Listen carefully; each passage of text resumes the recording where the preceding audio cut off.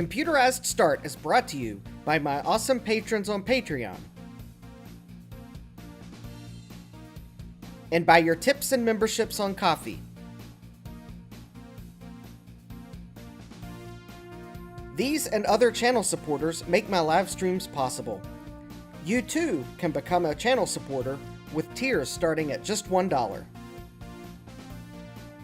And as always, thank you for all your support, including sharing, chatting, liking, and subscribing.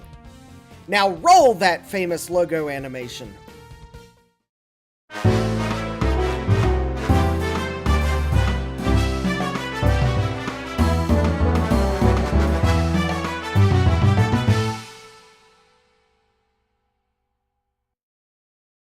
Good evening and welcome back to Computerized Start Live. I'm your host, Justin D. Morgan, and I forgot to print out the segment of The Tempest that I was going to read to start off the stream. Too late, we're moving on. Yes, I am back with another fun and exciting LC stream. This LC has been ultrasonically cleaned since you last saw it. It is dry. I'm not happy with the results, so the first thing I get to do, after seeing who is in the chat, is scrub the board down again with isopropyl alcohol to get off all the crud that the ultrasonic cleaner left on it. Yay! Alright, who do we have in the chat to follow along for that wonderful time that the ultrasonic cleaner should have taken care of, but didn't? I probably need to change the water. We have Thomas Armstrong, Dave's Vintage Apple Tech, Jack68K, Frank S., Everything is Broken Garage, Sad Mac 356. I'm noticing a trend here in the chat. Lots of EEPs. I hope this LC will let out some EEPs as well by the end of the evening. We have Eric's Edge. We have Gut Bomb. We have Falcor. Hey, Falcor. Long time no see. We have I8386SX. Hey, Jesse. I see Jesse also found Duke's Mayonnaise the other day. You'll just have to watch my last live stream to get the reference. We have... Oh no, we have the chat trying to run away from me while I make sure I don't miss anyone. We have Scarlet the Four-Eyed Cuda. We have the House of Moth. Hi, Jay. We have K-Mac Vintage. Hi, Will. All right, we have a full house. All right, I have a coffee goal. Links there in the description. I'm also listening for funny noises in the house, just in case my dishwasher goes awry. I had fun starting it. I think I'm going to want a dishwasher for Christmas. Let's just say I had to turn it off and back on again at the panel to get it to turn on. That is probably not a good sign. Also, well, a better sign when I actually have the board on the bench that I said I'm going to work on. So, what do we have? We have the LC board. It has been recapped. It went through the ultrasonic cleaner, but I will zoom in a little closer here in a moment to show you exactly what I'm not happy about, although you could probably see around the VLSI chip, it looks a bit crusty. Well, apparently that's what didn't come off. Well, it wasn't there before I cleaned it, but apparently some crud collected on the chip. So, yeah, mine's in the process of dying. Maybe I might be able to figure out if I could replace the control board, assuming the control board doesn't cost an arm and a leg and a kidney. But maybe it's just time to replace it. I don't know how old the dishwasher is. It was in the house when I bought the house. Maybe when I look at the label to see what the model is, I might see what the manufacturer date is too. I know it's out of warranty, but how much? I don't know. Hey Bruce, Frankus Creations. All right. So what? Oh, also I did put the power supply in the ultrasonic cleaner. It actually turned out decent. I don't see any like salts or whatever that collected on it, so it's probably good. I just need to make sure I put it back together. For example, this MOSFET is supposed to be insulated, but I removed the insulator to aid in drying and cleaning. So I will have to make sure I put it back together properly. I am going to have to do some solder mask repair on the bottom. A few spots came off in the ultrasonic cleaner. So I will fix that up. Also, the Apple IIe card did go in the ultrasonic cleaner, and I'm going to have to do a little scrubbing on it because you can see the salts or whatever that, well, I didn't see those there during the rinse, or I would have rinsed more, but I'm going to have to try to see if those will scrub off. Alright. I was going to start with the logic board, and here's what I'm seeing here. So it looks like I've got some deposit there that I think will come off, and some deposit there and around the memory and in here. Now the weird thing is I don't see any over on this side of the board, although I'm just going to probably scrub the entire board. And I don't think I see any around the memory, but again, I'm going to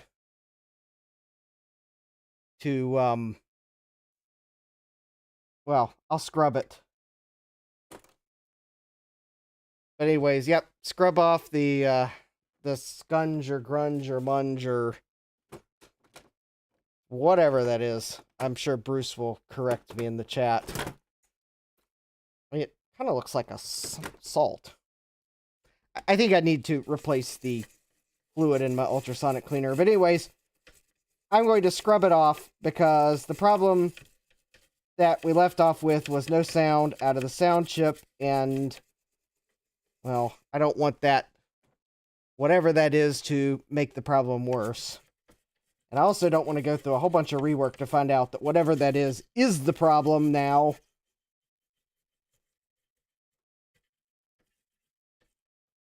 I will probably also...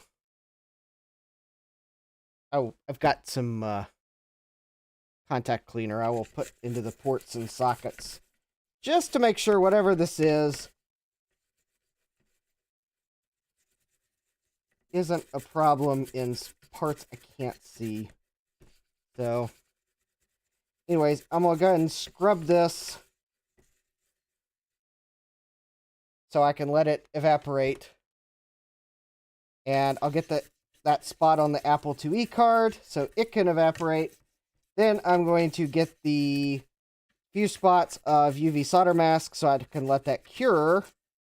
And while the UV solder mask is curing, I have a small unboxing to do.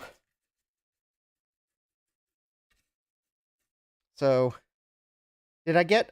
no, Bruce, I did not get sound out of the headphone jacket. The headphone jack. There was no sound at all.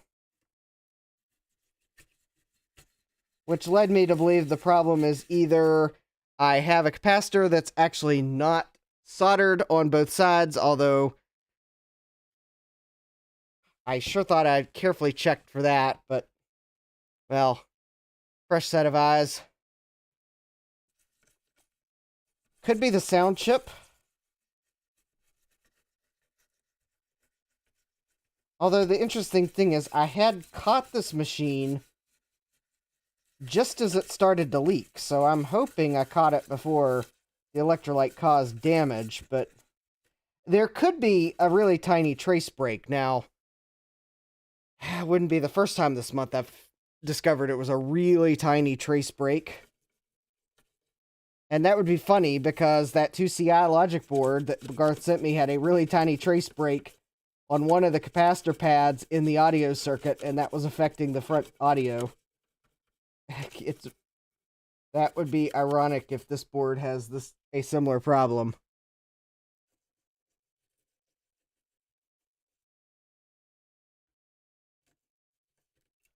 Alright, but right now I just want to get off whatever the white crusty deposits off, because I don't know if they're conductive or corrosive or capacitive, or if they're just maybe a visual nuisance.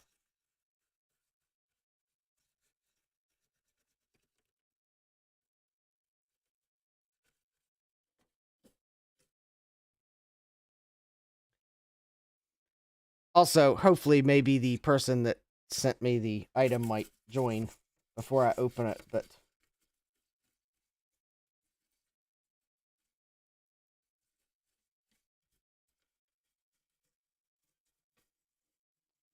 Well, I've got plenty of things done box, but today it's just the one box.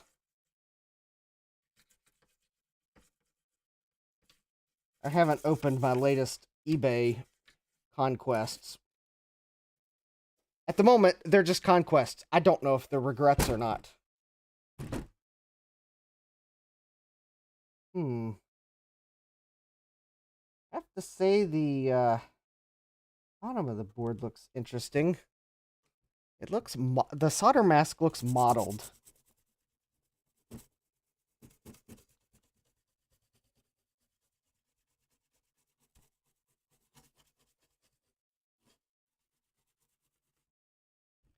Well, hopefully that... I think it's just a cosmetic thing.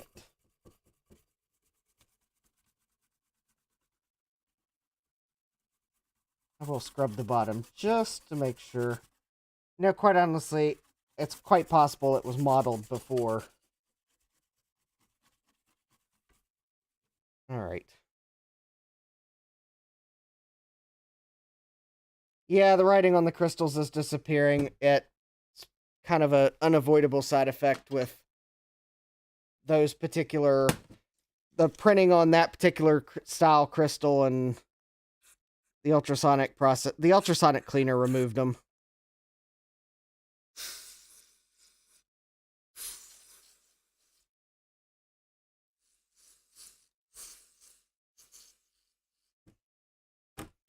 Alright.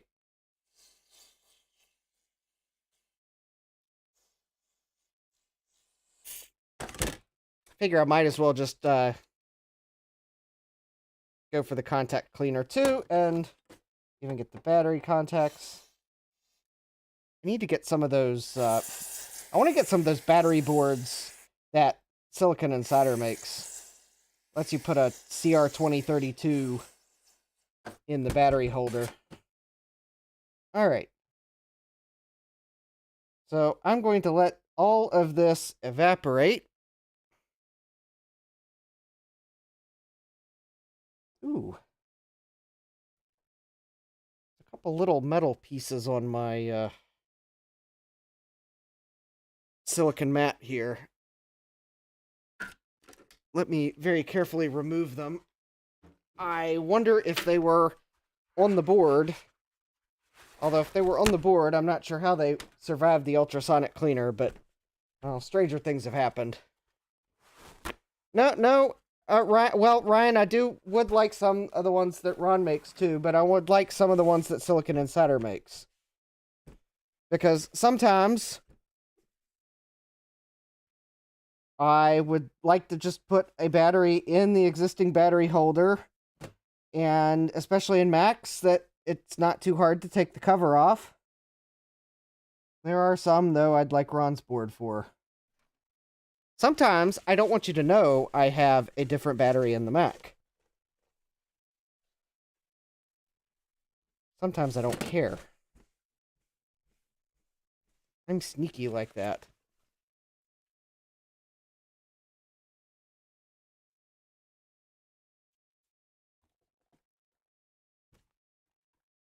There are many solutions for batteries, and I would like some of each of them.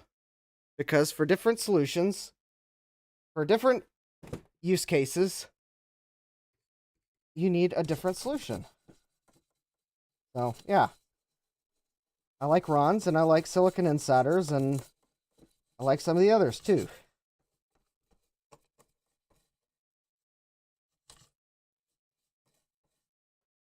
Yep, I don't always need a remote battery. Especially if I don't want you to know there's something other than the Maxwell battery inside the Mac. Oh, wait. Actually, I don't care if you know that there's not a Maxwell battery in the Mac. That's all for the better. All right.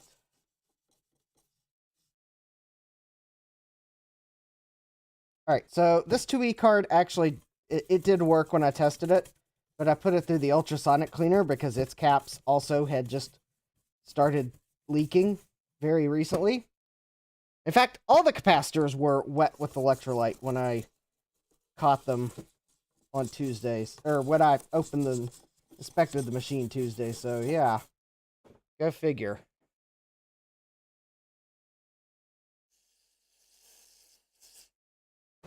All right, there's that board. I'll let that one evaporate.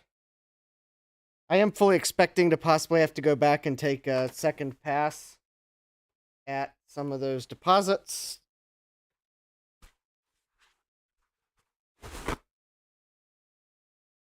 If I didn't get them all, though, on the first pass, I'm going to flood the area where the deposits are with contact cleaner, and then we'll scrub so that the contact cleaner will hopefully act as a rinse. All right. I will also contact clean the power cable here. I think the ultrasonic cleaner got this fairly well. It did kind of tarnish the top of the capacitors, but that's okay. That's just cosmetic. But the board is clean. That's the main thing. It though did get, interestingly enough, it seems to be only in this area of the board because it didn't affect this side of the board. The solder mask only came up on this side of the board and only in a few spots. So this is, well, since that is where the high voltage comes into the power supply, I am going to actually bother to put some solder mask there to cover that spot of the board. Can't figure out what I want to say there. Let's see here.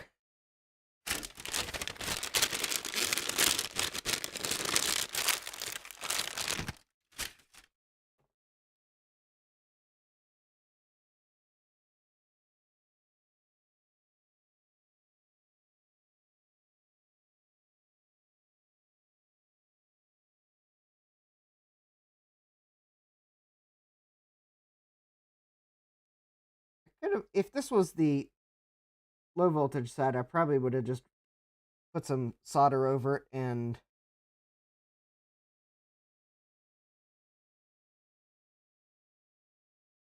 well,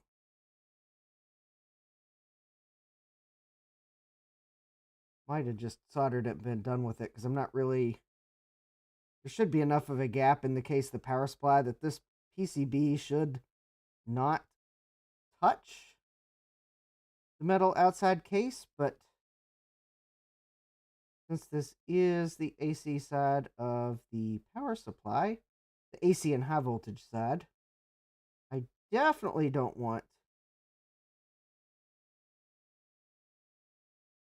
someone to have an enhanced experience when touching the power supply inside the case.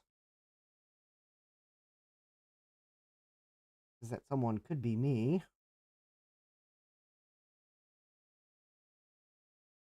I would rather them have fun and enjoyment of the computer and not remember it for being a dangerous zappy zap machine.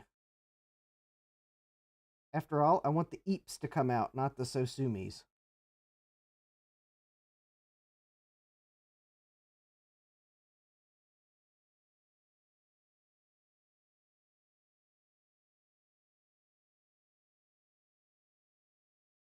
I'm also trying to get the solder mask on the spot where the solder mask came off and not the pad that I have to solder onto there.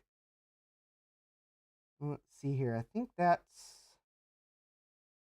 appears to be where the that appears to be the extent of it there. Oh.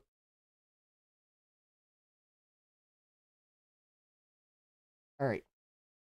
Now, yeah.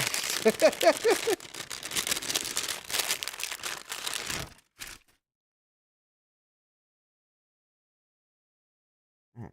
Now, I'm just going to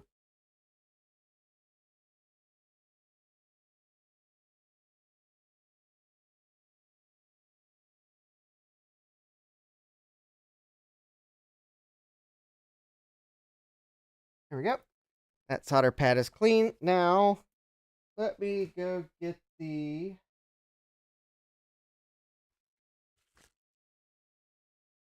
UV-inator.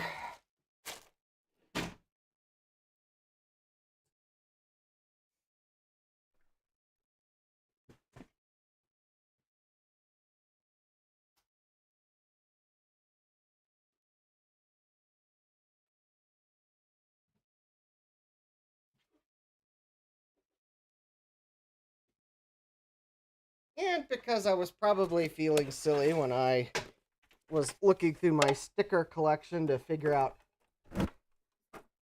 what sticker to put over the brand name of this not a sponsored product that I use to cure UV solder mask, I found my sticker from Randy's Hardware, the local do-it-best. And I said, you know, I like Randy's. And Randy's sticker is just big enough to put on top of it. So, there we go. Randy's is not a sponsor, but, well, Randy says hi.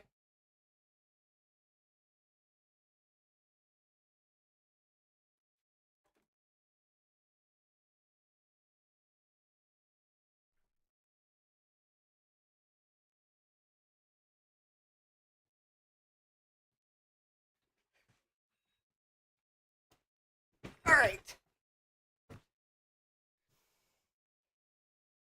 Okay, let me move this off to the side, and then I will turn it on. That way I don't feel like I'm going to get a sunburn while I wait for that to cure.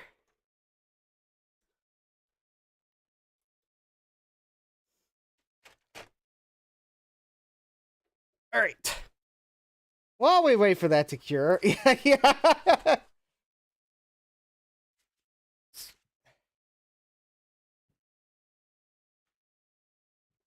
All right, let me get the package here. And let me do a little bit of personal information redacting here.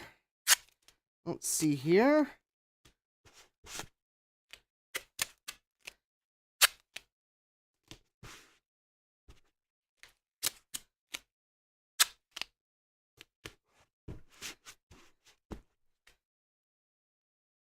All right, we have a package.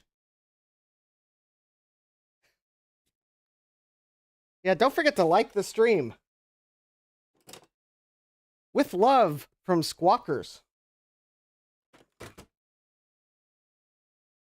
I'm very tiny. Yes, I wanted the emphasis to be on the box, not on me.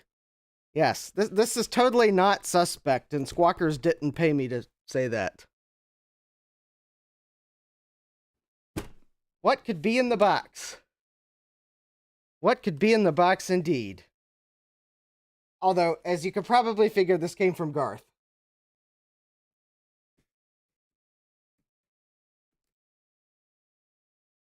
Nah, you see.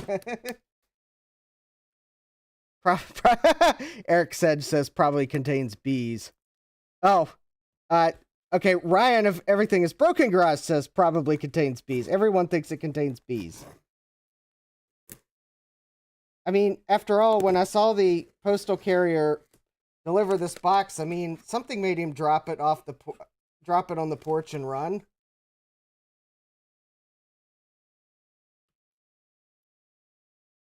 I mean, I had just assumed it was the neighborhood bear rummaging through garbage cans, but who knows? Maybe there's bees in here.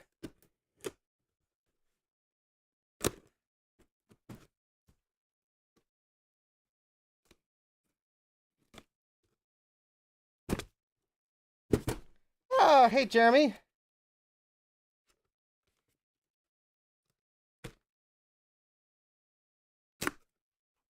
Yes, it might be time for a new blade.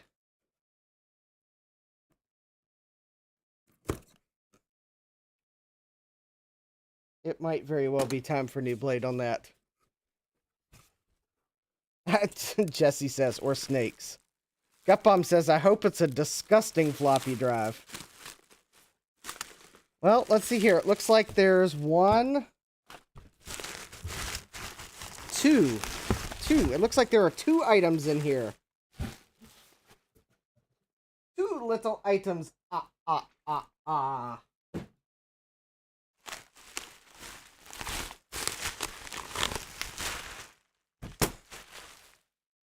Oh, but wait. There's more.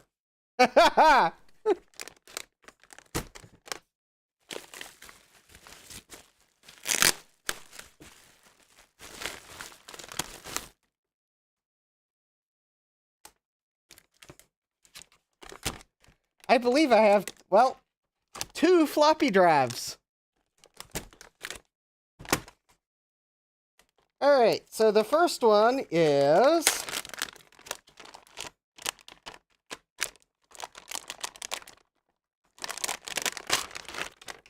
a Panasonic manual inject floppy drive.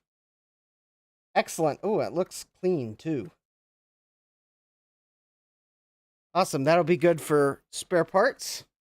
Garth said he was going to include that. Ah, and stickers.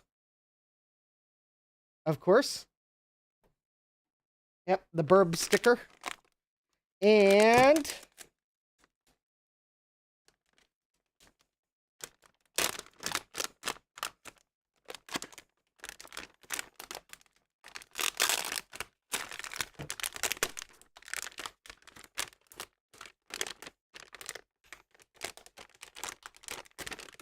well, let's see here if I can get it out of the bag without catching it on anything.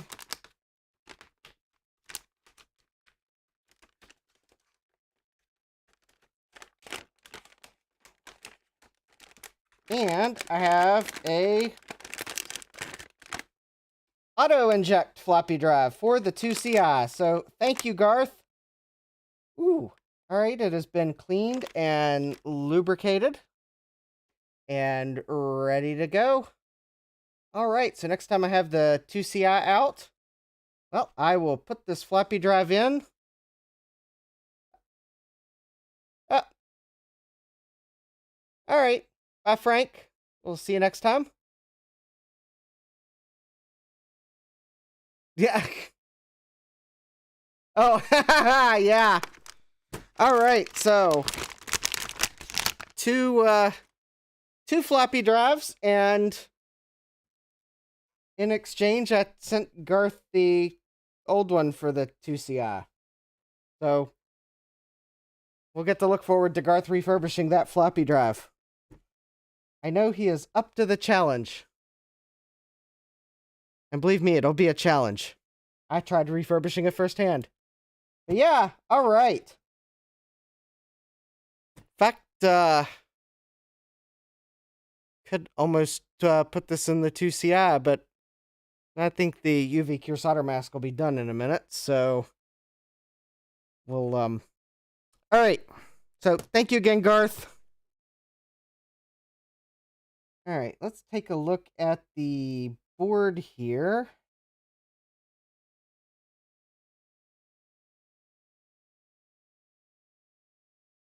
All right, I think I do want to scrub it just a little bit more here in a few spots.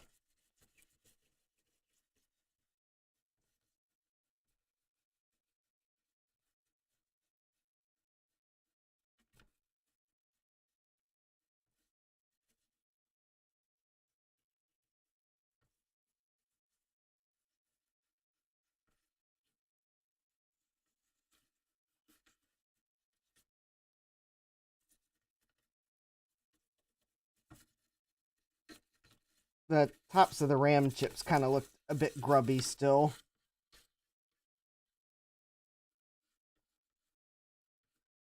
Actually, I just want to make sure that whatever was here is gone, so I'm going to...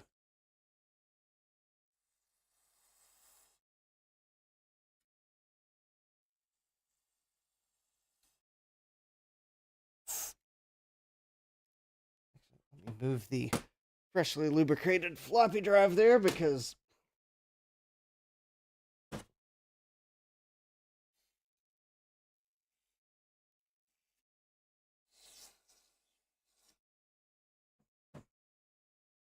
Alright.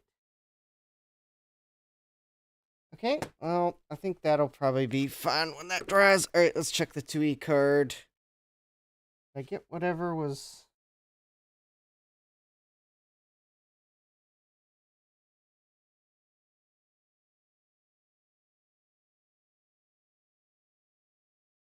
Alright. It kind of noticed that the ultrasonic cleaner dulled the legs a little bit. Yeah, it probably is time for me to change the ultrasonic cleaner solution. Alright, I think this card looks fine, though. I don't see any more of that lingering whatever it was. So, I'll set that to the side. Alright, let me pull the power supply board out. Let's check the solder mask, if I can find a...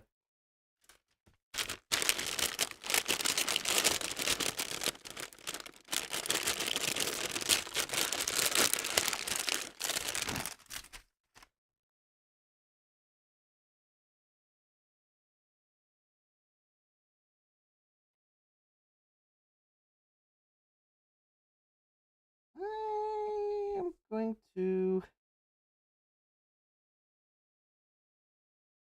Okay, I'm going to leave that in for a few more minutes.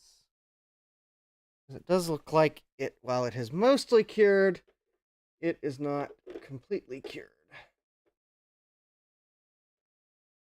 Alright. Oh, you don't empty it after every use, but it will eventually get to the point where the water is too dirty to clean. Yeah, you don't have to empty it after every use. I've been using it for a while, but it is now past its useful life. Alright, while we wait for that power supply to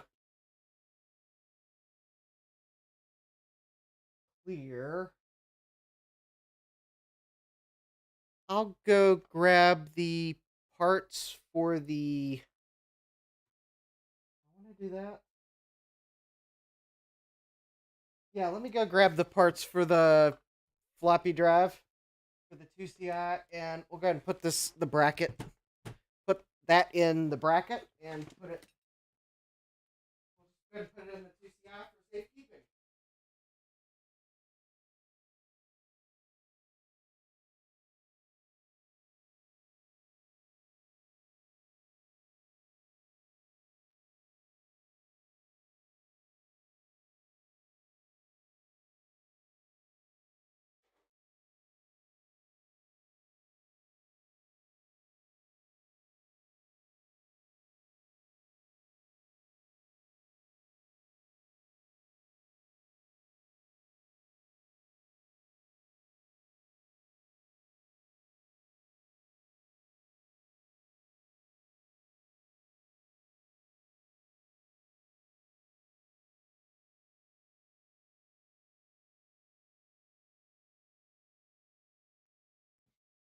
All right.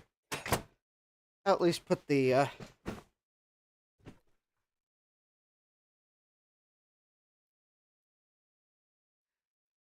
Oh, yeah. Well...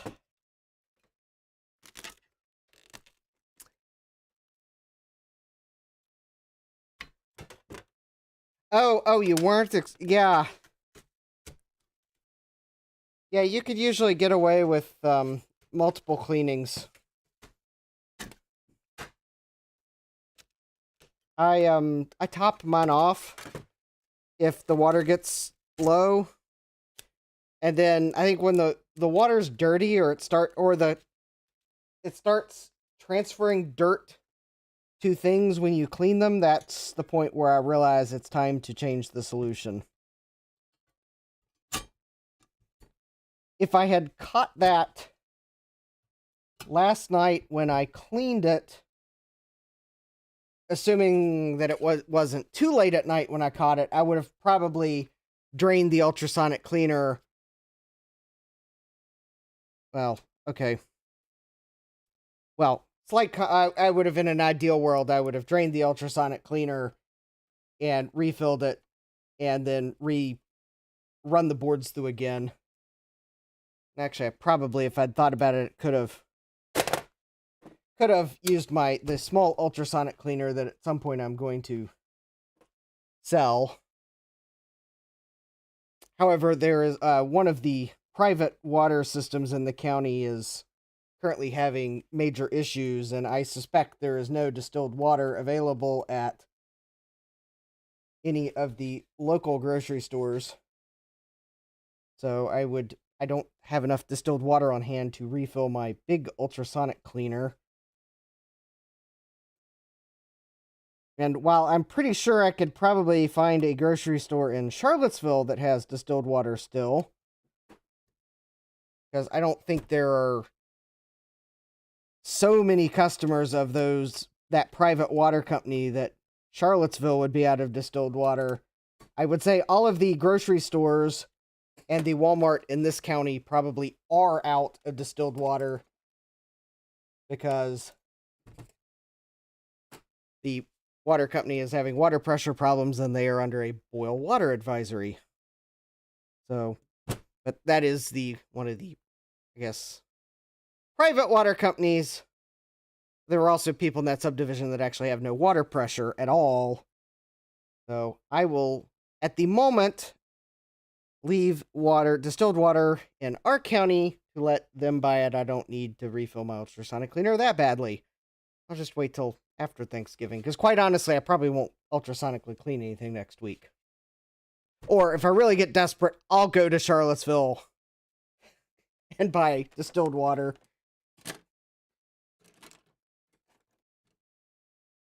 But, or Walgreens or CVS.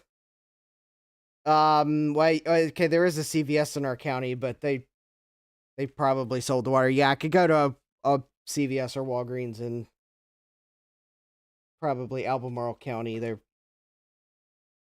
At some point, I should probably find there's water. There's not that many customers of that water system where I think like all the grocery stores in a 20-mile radius are going to be out of water, but there are enough that I'm sure this county is probably sold out of water when they get it. So, dehumidifier makes unlimited distilled water. Yeah, if only I wasn't letting my dehumidifier drain to the floor.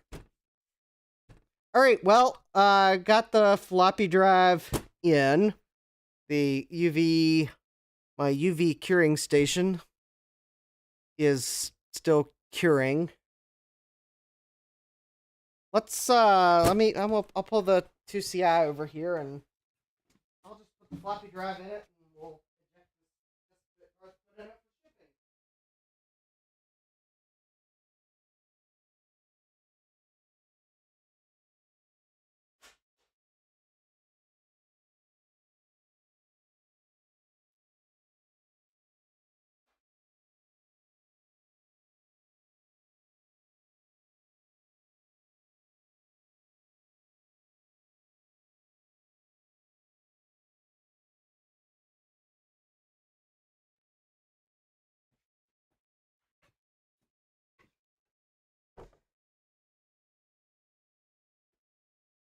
All right. Oh yeah, you see my multimeter and wonder if Amazon has shipped my multimeter probes yet. The answer is no. They have not.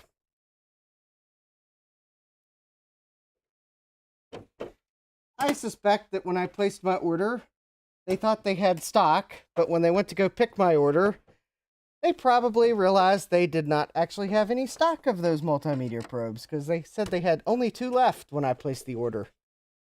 Hey, Joe!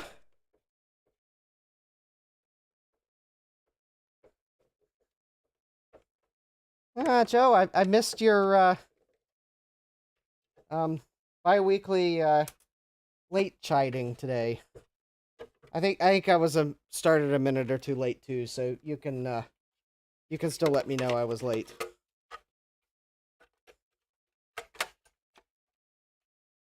I will hopefully, well,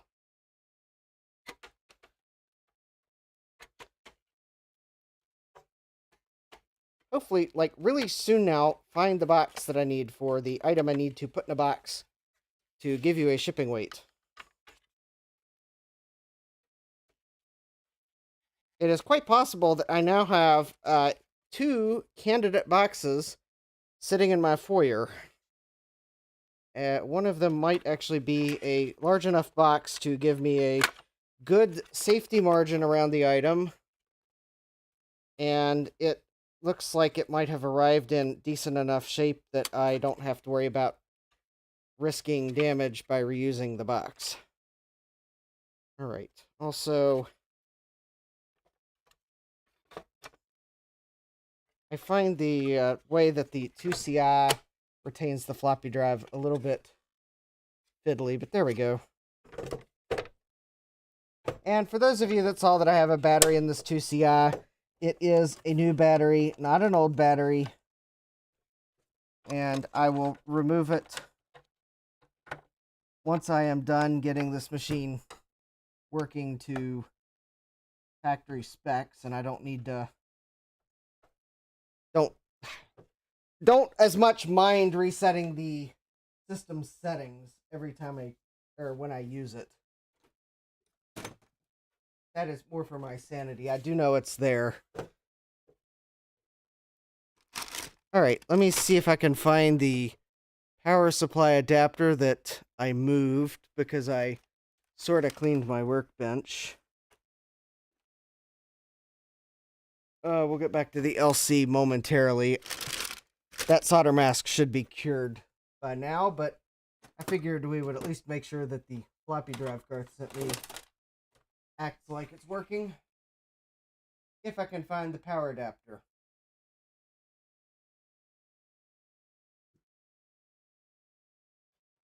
Oh. And the reason I couldn't find the power adapter is because it was actually still plugged into the power supply. Because that's right, I have had 3 Mac streams in a row. So I haven't had a reason to pull the power supply adapter off of this power supply to actually use it on a PC. Oh, good night, Eric. Alright. There we go. Power supply adapter in. Got the monitor plugged in. Let's see here. AC power. Oh, there it is. All right. AC power. Keyboard and mouse. Let's see here. ADB cable is right here. Luckily, I had the lid on the isopropyl alcohol because it just tumbled to the floor. And, well, I don't have a... Well, actually, I just realized, as much as I did all that, where's the blue SCSI? I don't... Blue SCSI... I don't have a SCSI device plugged into this.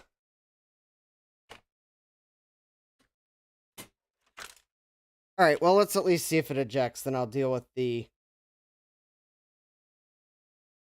Alright. Alright, there we go. Got the chime from the 2CI. We'll watch see if the floppy disk ejects that's in it.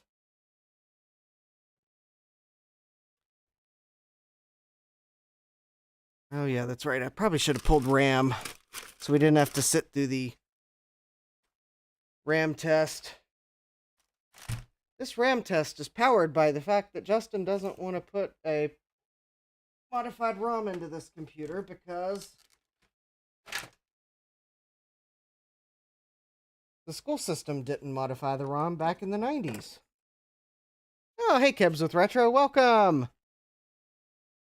We are seeing if the floppy drive Garth sent me will eject the disk. Of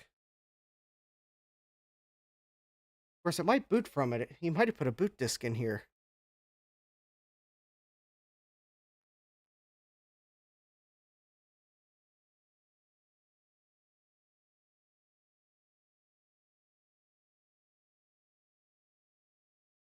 Well, it's making ticking noises.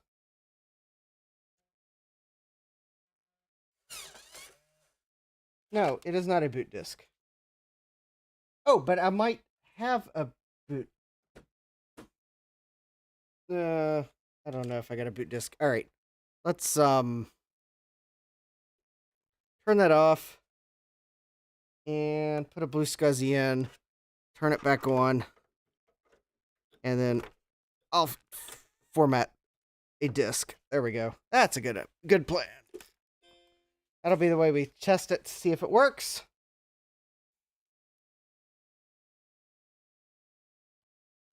And then we'll get back to the LC, because hopefully by then the UV cure process will be complete. Oh, that's interesting. I must have powered it on quick enough that it hadn't completely cleared RAM yet. Interesting.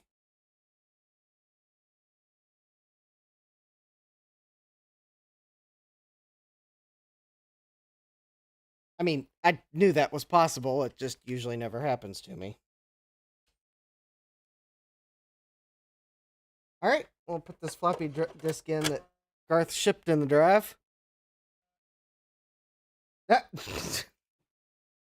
Which I think he probably intended for me to open, because for those of you that can't see the name of the disk is named Farts, a reference to LGR. Also, I seem to have no mouse. That's weird. Oh, did I not plug the ADB in?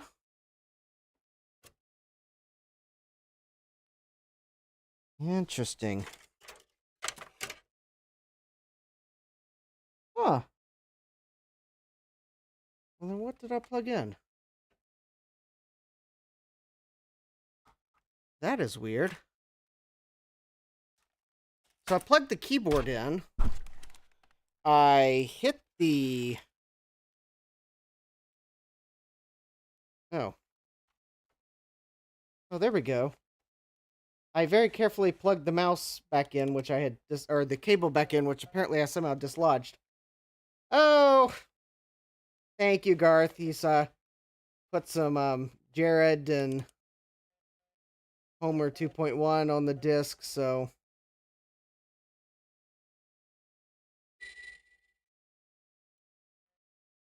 the floppy drive works. Yay! Thank you, Garth.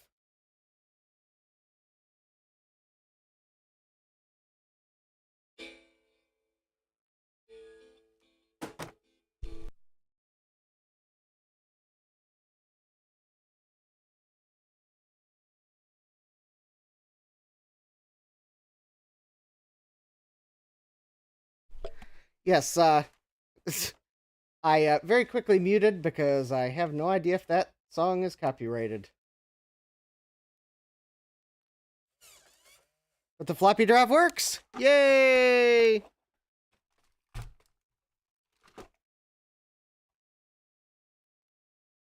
Alright, so the 2CI will, well, at least it'll now have a working floppy drive. And I will explore the wonderful disk that Garth put in the drive later. Check out this Jared thing and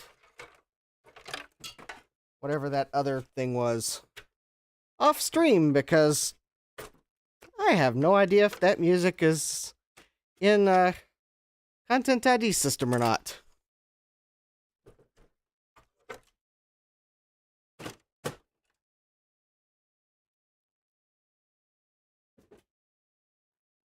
All right. Well, the 2CI can now say adios because it's not the subject of tonight's stream, although I will at least put this, well, I will attempt to put this screw in so that I don't lose it because it's the screw that is easy to lose and hard to find.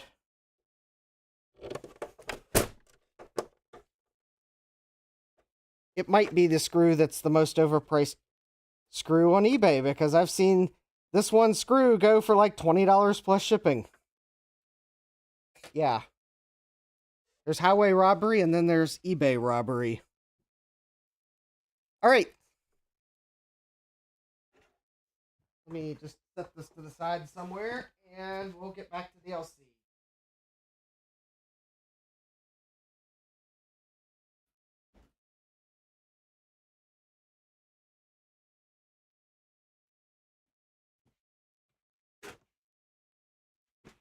All right. Oh, Gutbomb says he doesn't bother with that screw. Yeah. In reality, I think things will stay put without it. All right. I think the UV solder mask is cured enough. If it's not, it is. Because I said so. It's cured enough. All right, so take the power supply. Here's the insulator and the clip for that MOSFET. So I have very carefully cleaned off the old thermal paste from the sides of the power supply because might as well clean it if I'm going to put it back together. So the first thing I need to do is put the insulator back on because you don't want, because I believe on that MOSFET the tab is connected to the one of the pins, and this insulator prevents the probably whatever pin on that MOSFET is connected to the tab. This insulator prevents that from making electrical contact, but I suspect this does at least let it make some sort of a thermal contact.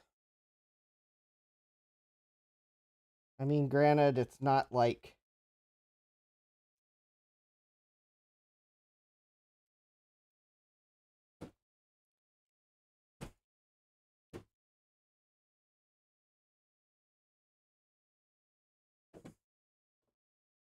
okay, there we go. Oh.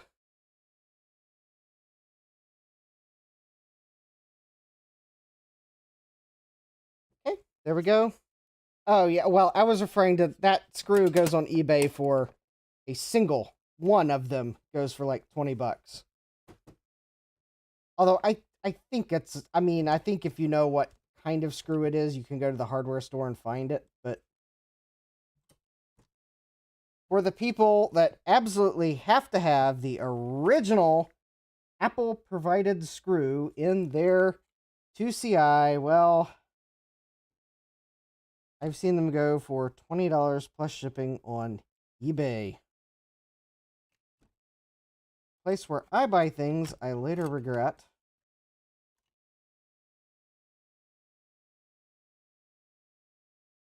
That isn't that when I say that, that is not to say that I haven't regretted purchases on other online marketplaces. And it's not to say that I haven't bought things on eBay that were totally worth it. That simply is me saying that of the things I buy that I later regret, there's a high chance that it came from eBay and not another place.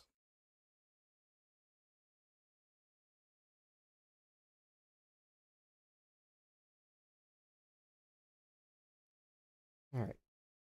Now I'm going to resolder these two power wires because Power supplies do work better when you give them power.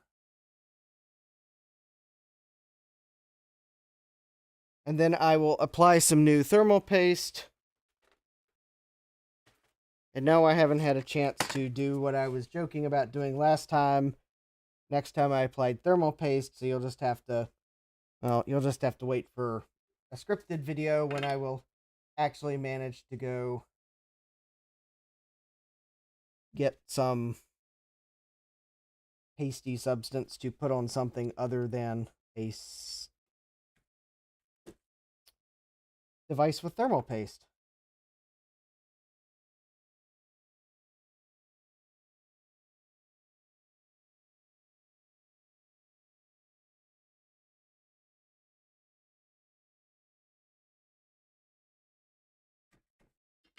Okay, there's that wire. And let's see here. The brown one goes here. I did check the silk screen on the other side of this board just to remind myself of which wire went where. It is printed on the silk screen on the other side.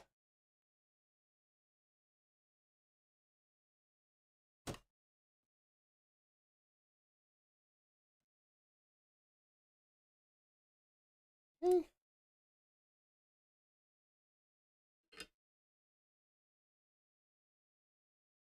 Ah.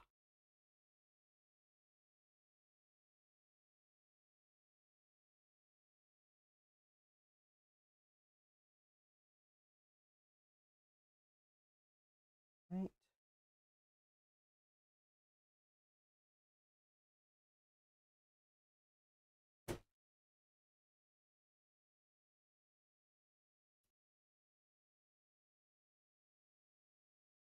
Well, if I can get the... Oops. All right. Having trouble getting that wire in. Hold, please.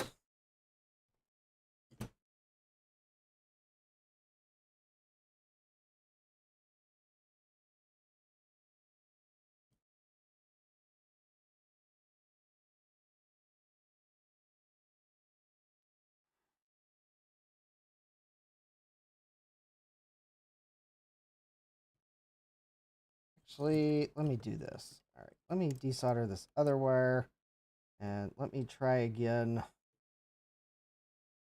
think I might have to put the brown wire in first.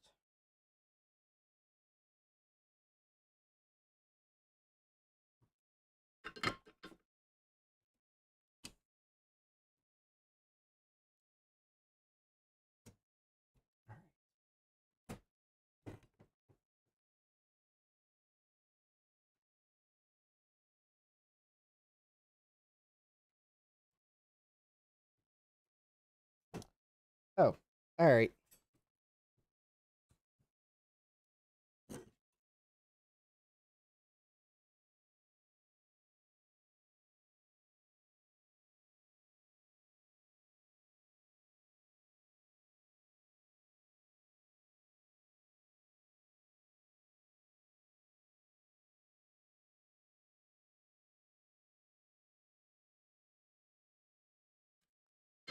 All right.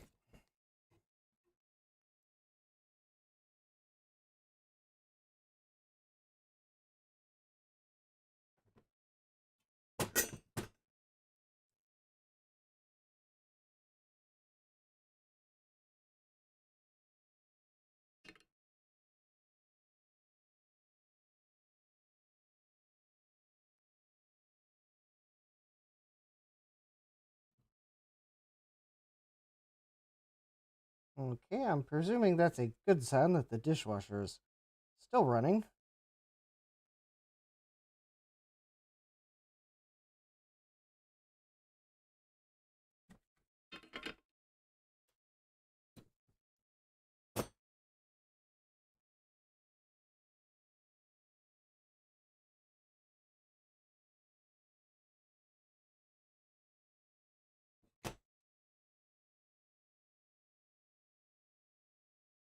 Something's using water very slowly in the house.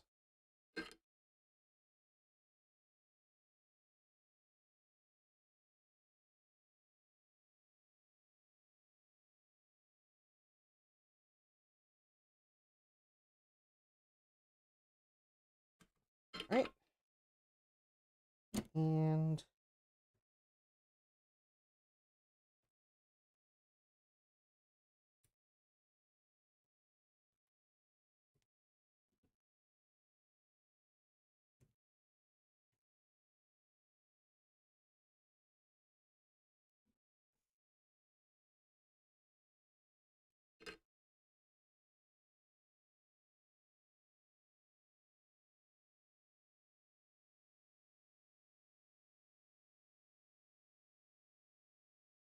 all right, there we go. That should be good.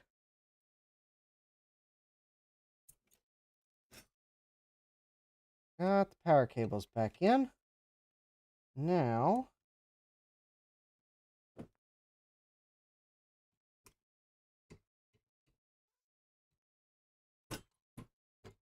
these power supplies have thermal paste applied to this metal piece here. So I am going to apply a almost certainly controversial amount of thermal compound. And tonight's thermal compound of choice is MX6.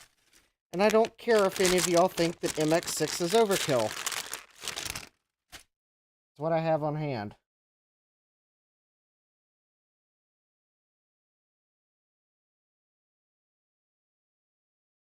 Also, it doesn't spread that great. Okay, maybe a foam swab is the wrong thing to spread this with. Alright, I guess I'll... Okay. Bad choice. Alright, we'll have to apply more thermal paste.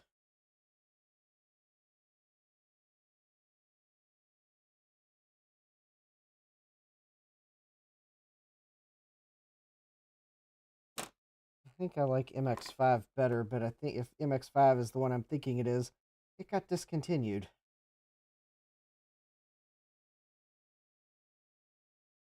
Actually, yeah, this stuff is like...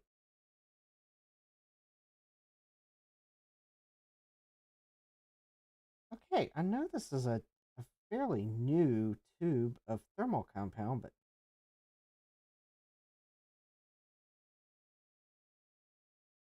it spreads awful. Yes, I know a glove is not the usual application method either, but I don't really have a plastic object to spread it with.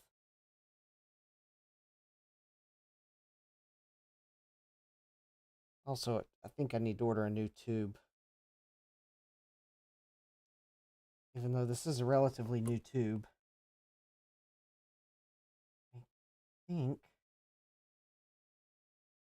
Or maybe it just doesn't like being in a 57-degree basement. Maybe it would spread better if it was warmer. I'd have to look at the application temperature. But if you're from Arctic and you're watching this, please tell me why my MX6 feels like the consistency of, like,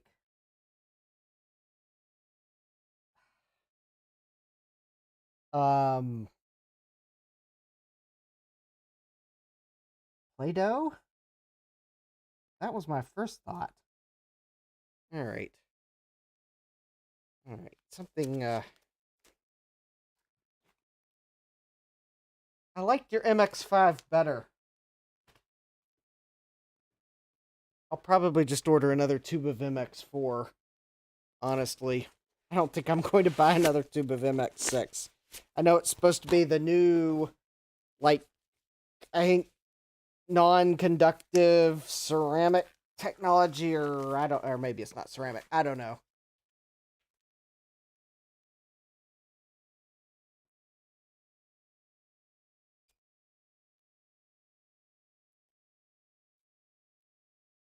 Yeah, I need to edit my... Oh, that reminds me. I need to... There was like a part I wanted to order for my cheap PC challenge PC so that I could do the B-roll with the cards properly installed. Because I realized that the PC is missing a retaining bracket. Luckily, that doesn't count against the budget, or I wouldn't bother ordering it, because it does work without it. It's just not satisfying my desire for nice B-roll, because the cards are just kind of,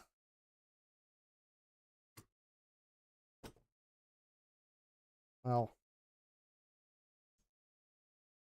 there's nothing holding them in. They're just kind of hanging out. All right, something is not quite in place.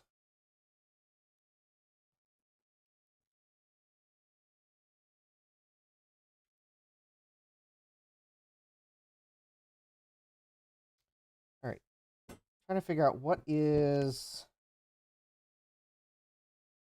conflicting. Maybe it's nothing. All right.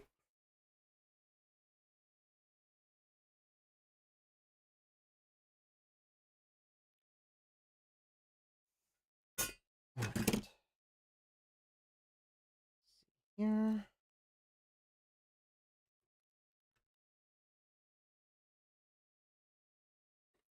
And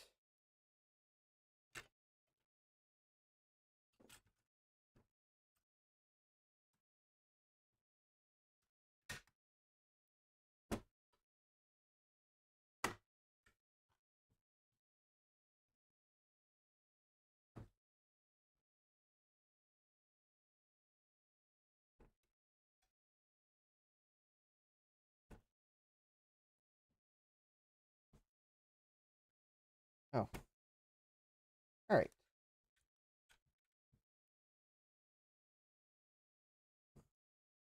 You'd think I would remember how to put this thing together, considering that I only disassembled it earlier in the week, but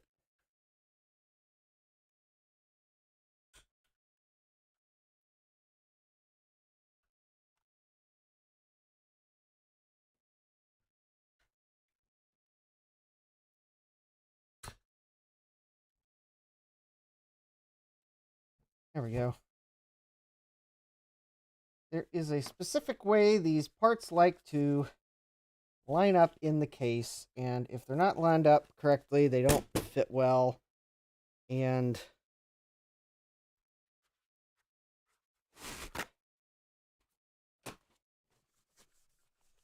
now I'm going to wipe down all the thermal paste that I managed to get on the outside pieces of the case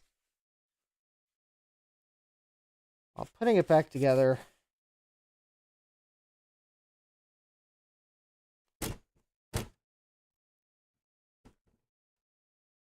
And then at least get enough screws in so that I can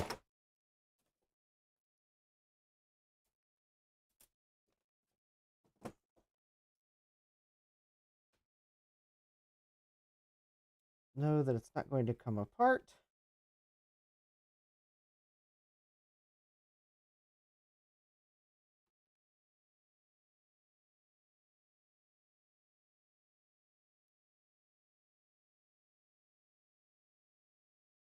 And of all the items,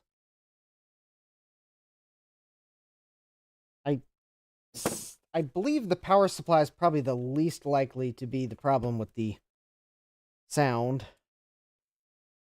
Knock on wood. Oh, just watch. It'll be the problem with the sound. I'll have to take it all apart again and get thermal paste all over everywhere and complain about MX6 again some more. Seriously, Arctic, why did you reinvent a perfectly good thermal paste? MX5 was pretty good. Maybe it wasn't the best, but not everyone needs Cryonaut. Of course, it's got its drawbacks too. Seriously, every time I see Tronix Fix repaste a PS5, I just keep waiting for Terminator to appear out of the liquid metal thermal paste.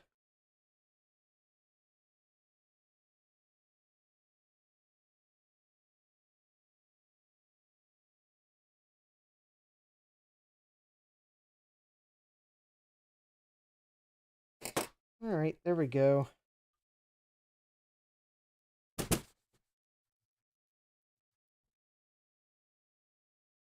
All right, now let me all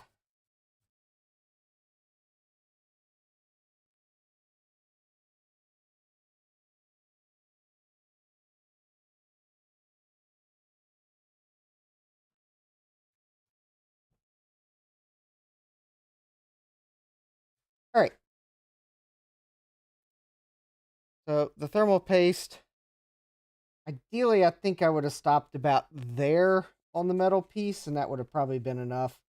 But at least I think that I've got all the squeeze out cleaned up so I don't get thermal paste all over everything when I put it together for testing.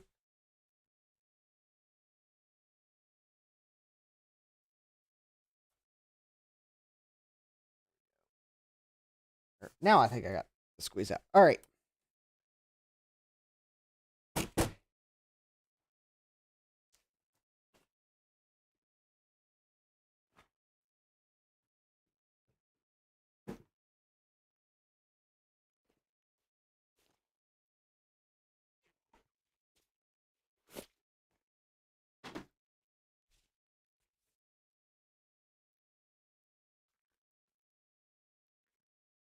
I don't want to get thermal paste everywhere, so there we go. Another pair of gloves.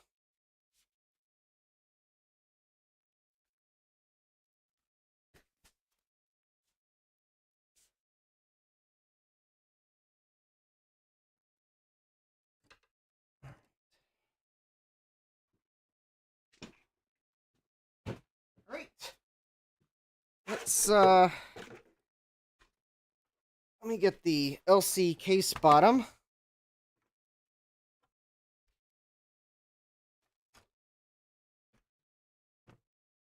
All right, it's everyone's favorite hard drive.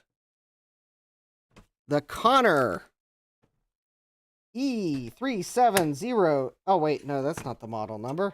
It's a Connor CP3040A. Manufactured week 9 of 1991.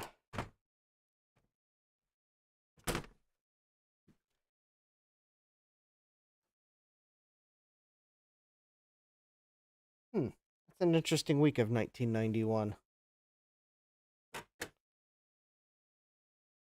I'd have to look at a calendar to tell you how interesting it might have been of a week, but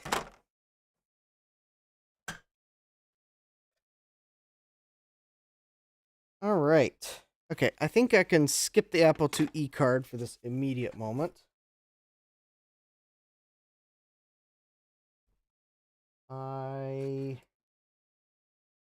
Actually, I think I will just at first make sure that the Mac powers up.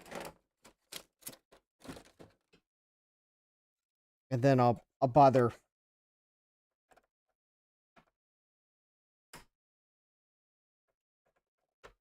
Actually, I'll put enough in so that if it's going to make a sound, if it's going to make a sound after ultrasonically cleaning it, because ultrasonic cleaning was the thing it needed before the sound was going to work, then I'll at least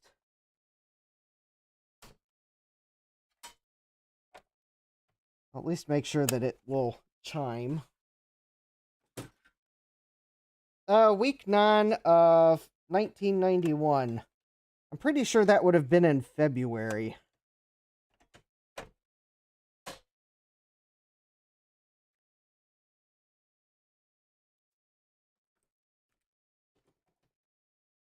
I don't need it to boot. Because in fact, actually, if it doesn't make any sound, I'm probably going to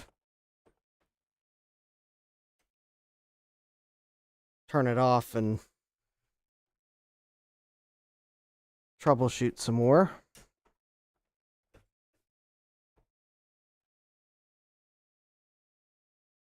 Why not? I'll let it boot, just in case there...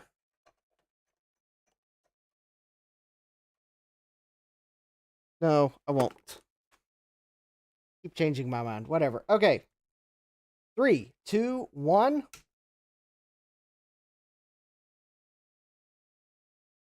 No chime.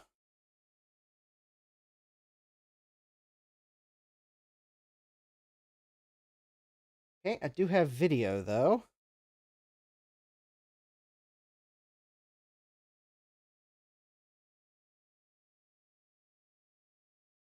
All right, let me see if I can spot the other, or the part of the multimeter I keep looking for and not finding.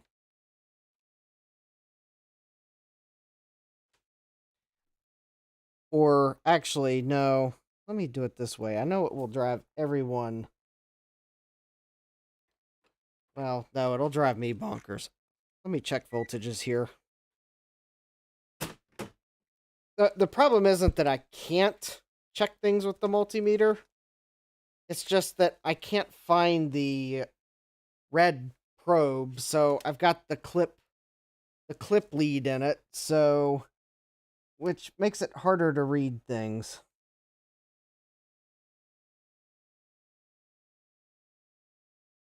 Okay, 5.14 volts. 11.81 volts. Negative 5.01 volts. Okay, that all looks good.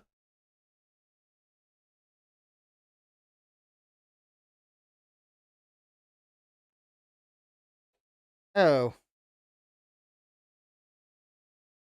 Well, that's Gut Bomb says that the Gulf War ended that week, and that was the week the amateur video captured Rodney King being beaten by LAPD. Those weren't the two events I was thinking of that week, but yeah, I think that might be the week I was thinking it was.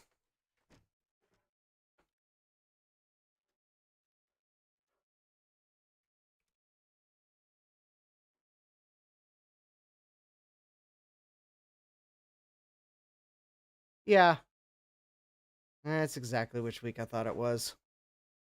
No comment what I was actually going for that week. Only because so many other things overshadowed that item that week.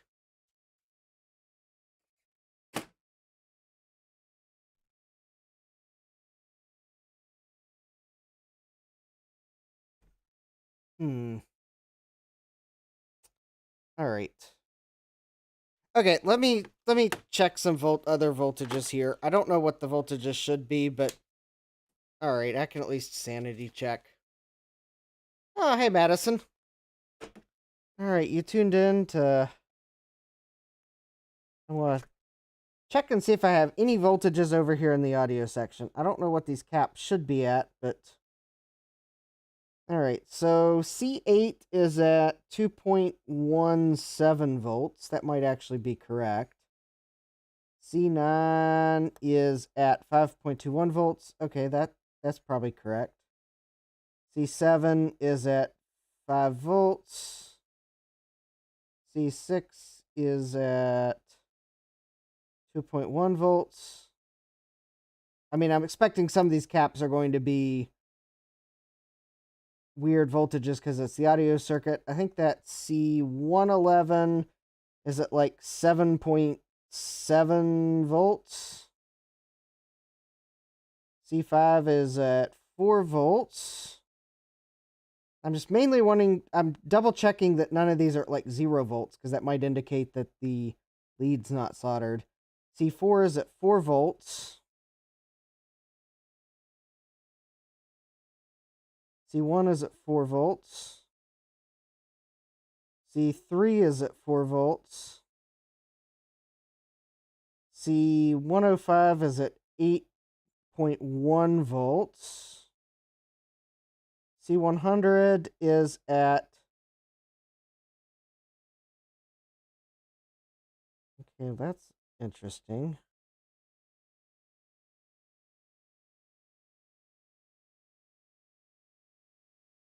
C100 is falling in voltage as I'm measuring it.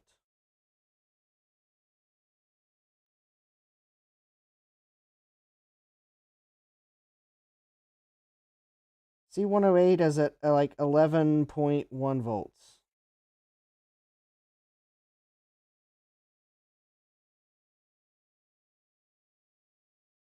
Hold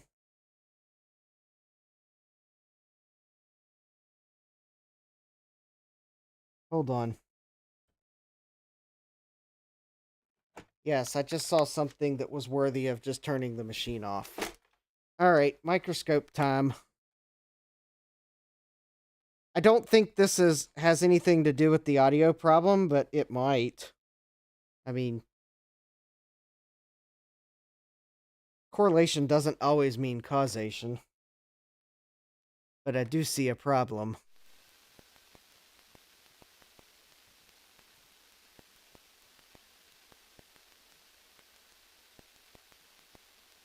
It's not supposed to do that. That would be pin 18. That would be pins 18 and 19 on the 68020 processor. I don't know if they're actually touching there. But I think I should probably see if I can't maybe get this one leg. And actually, you know, maybe I should replace the blade on this. Because it's got tape and junk all over it.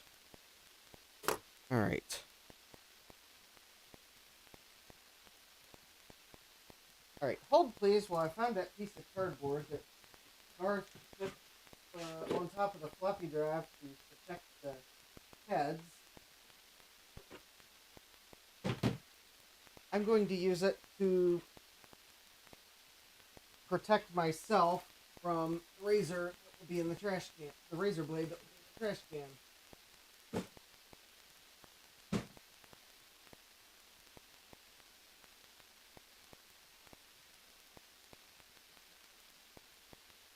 Alright.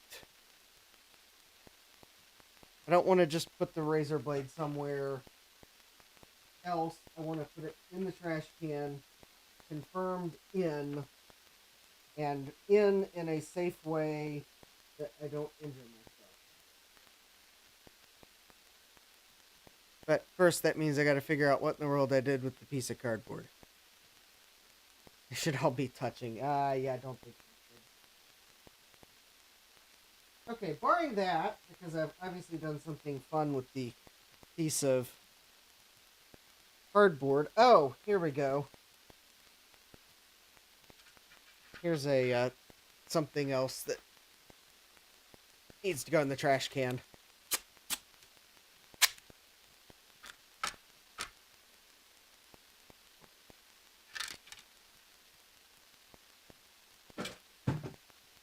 All right.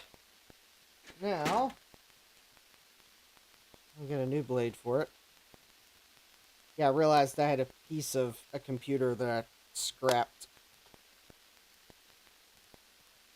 sitting on the bottom of my desk.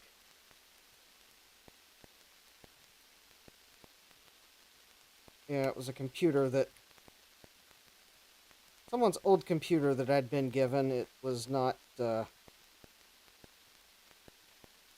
vintage computer by any means. It was also just not... it was worth me taking a few parts out of it and then sending to e-waste. I didn't even have the power supply for it, so... yeah, no, one day it'll be vintage. One day someone would probably want it. But considering it was a computer that could run Windows 10 probably quite nicely, yeah, not in the realm of what I was going to keep for 20 years. And I didn't have the power supply for it. I missed what the issue was. I was busy researching what happened the week that hard drive was manufactured. Oh, there's no sound coming out of my LC.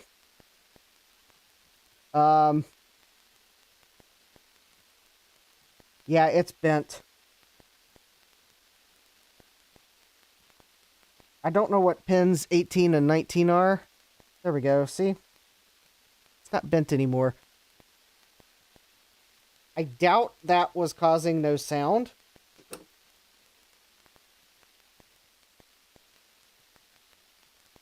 guess, though, let me just check and...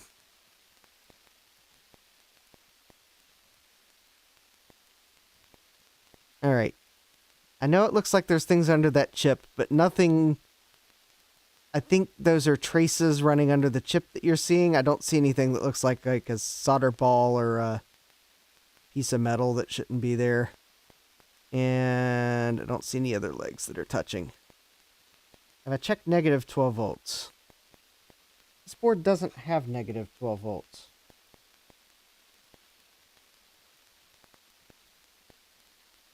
Got the power supply has 12 volts, 5 volts, and negative 5 volts. Negative 5 volts is negative 5 volts.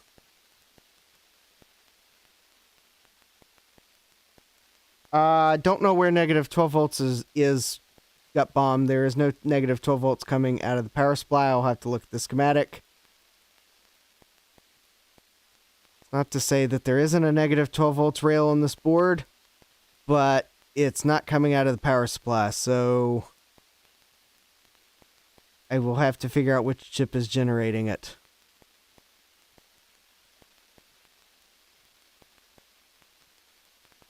Oh, 12 volts. Yeah, 12 volts coming out of the power supply is a little on the low side, but it's within spec. It was like 11.8 volts. Alright, I'm just checking a few chips here.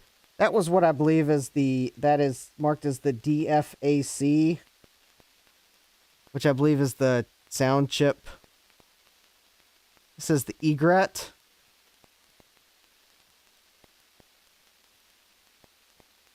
I don't know that the egret has anything to do with sound. Okay, well that all looks fine. I guess let me check the VLSI chip here just to make sure, since I don't know what caused that leg to bend on the processor.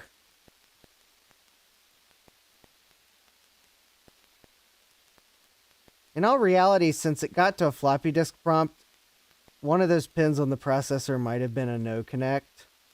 Or they might have both been the same, like a voltage rail or a ground rail. I think the sound amp chip uses the 12 volts.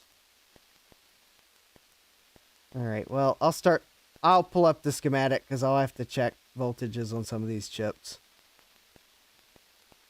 Okay. Alright, Joe says, no sound can only be a few things. Bad trace, capacitor issue, bad sound chip, bad sound amp.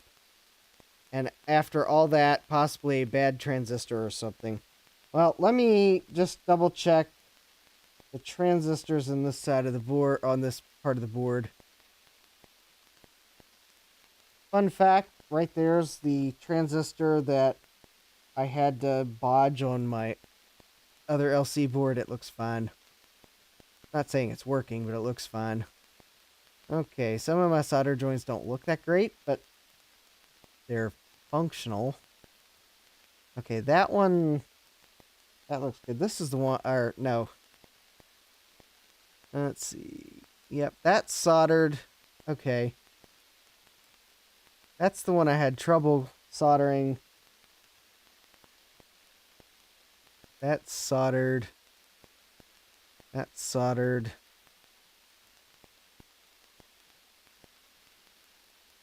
That's soldered. That's soldered. That's soldered.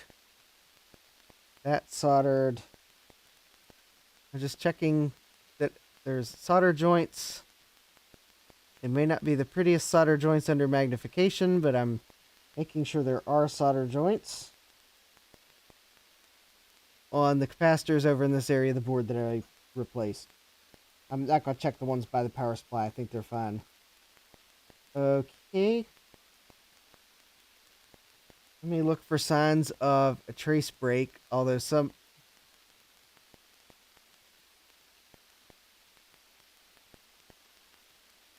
Okay. I don't think that's... Which capacitor's the one that goes... Alright.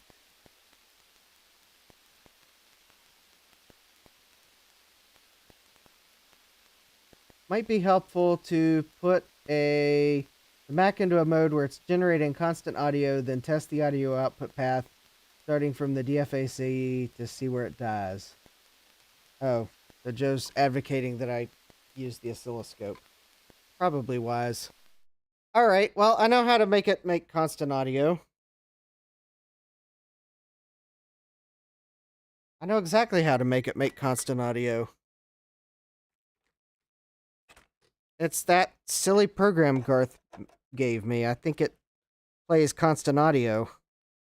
And believe me, if the sound starts working, I'll, you better believe I'll be, taking care of the problem faster than you can say content ID. Alright. Also, let me plug in a keyboard and mouse so I can actually start that program. That would be a good idea, wouldn't it? Alright.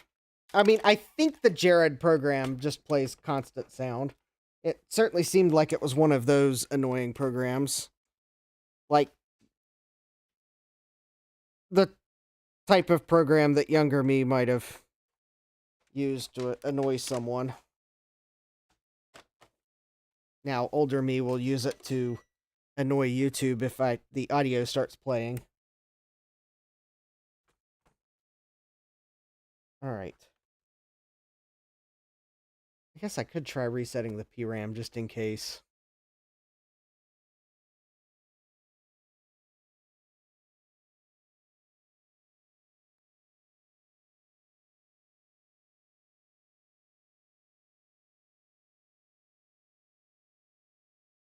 Okay, Joe's correcting. He says pin 10.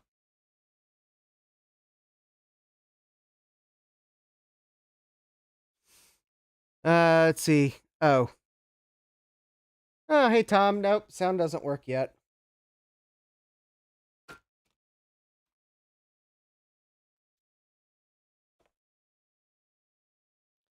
Also, I don't have a PRAM battery in here, so it looks like I went back to monochrome graphics mode for my convenience. Oh, this will be the time where I see if the floppy drive works, potentially. Unless I have the Garth software collection on this Blue Scuzzy. Which it does not appear as if I do, so... Alright, first let me go to monitors. And just make the UI a little more palatable. Then I will insert the disk.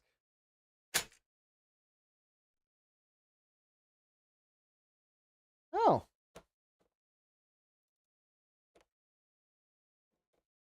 And it seems like the floppy drive in this computer works, despite the fact that I have not done anything to it. Now, of course, the thing is, will it eject? Well, now that's another question entirely.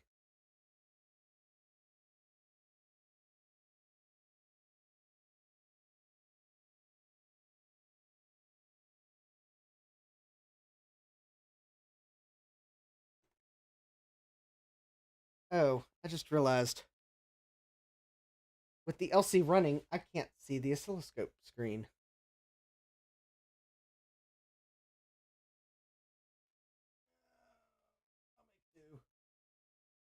Alright. Let me warm up the CRT. It's time for another oscilloscope troubleshooting session. Joe says, "That's my line!"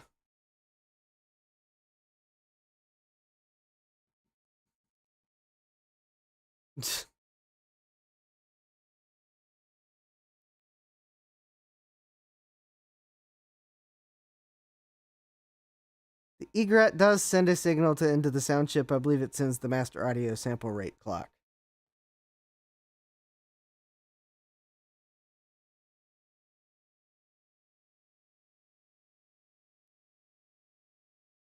Alright, let me see if I can find a place to clip onto the computer that is ground.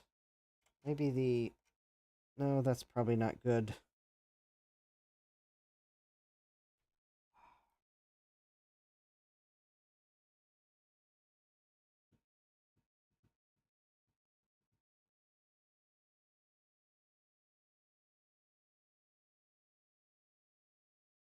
All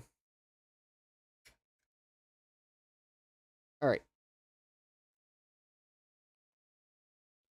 So, UA to Joe says Tom Barber blames Garth somehow. Well, Garth's the one that sent me this floppy disk.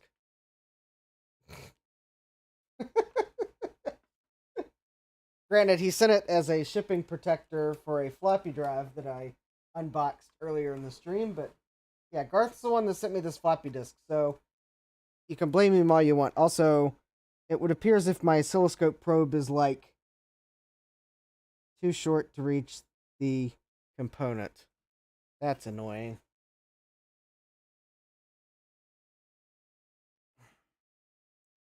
All right, where's pin 1? Pin 1 is... How many pins is...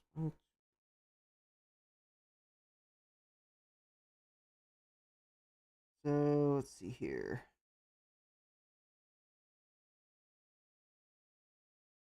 All right, this appears to be a 28 pin PLCC chip. So I know pin 1 is going to be in the middle of the side with the dot. Now, is the first pin on the corner around from pin 1, is that pin 3 or pin 4? I.e., does anyone know on a 28 pin PLCC if there's 3 pins or 4 pins after the dot? Because I actually don't even see the dot. Oh, there it is. Does the dot denote pin 1? I guess it does. Okay. This could be 1, 2, 3, 4, 5, 6, 7, 8, 9, 10.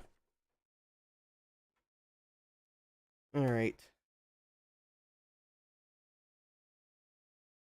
Pins count counterclockwise. Yes. Okay.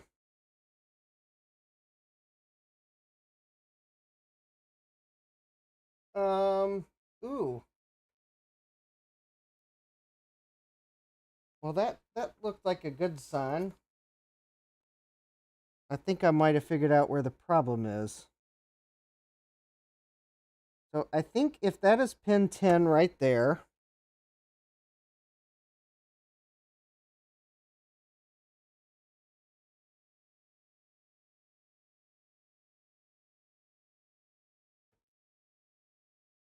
which the problem is I cannot hold the probe and touch the auto set button on my oscilloscope at the same time. That's not...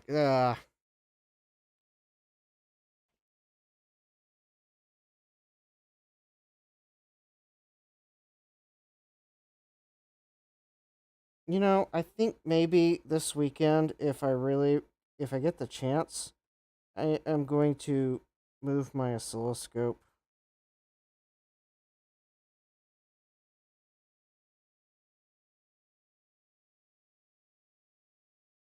Well, I see on the screen the bottom of what could be a waveform, but I got to be able to hit the auto set button.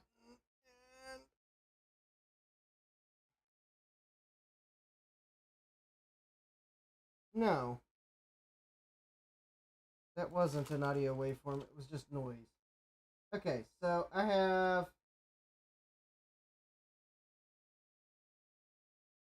have a constant 4-volt signal out of that pin.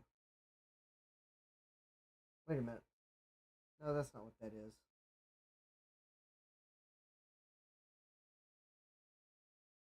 Oh, yeah, actually, I think that was what that is.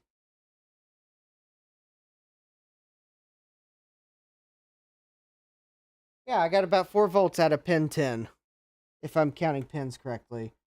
So dot is pin 1. So that's 1, 2, 3, 4, 5, 6, 7, 8, 9, 10.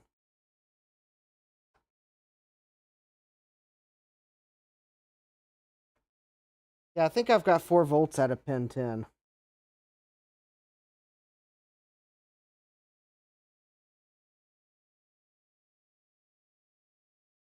All right, well, let's see here.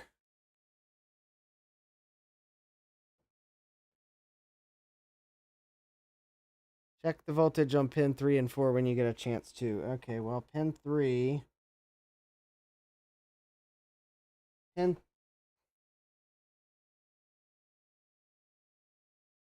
pin 3 is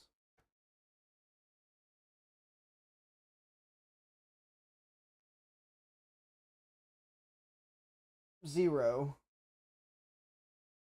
Pin 4 is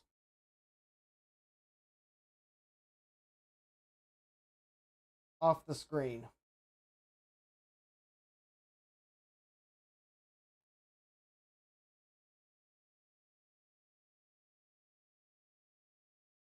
Pin 4 is about 8 volts.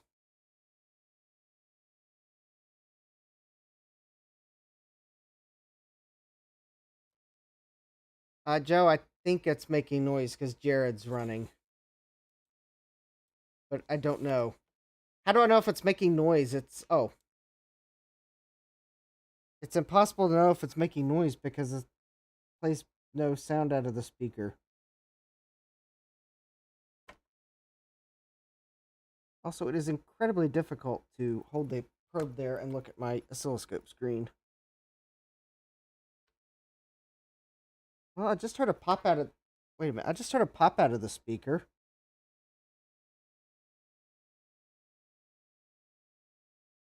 When I touched pin. Oh.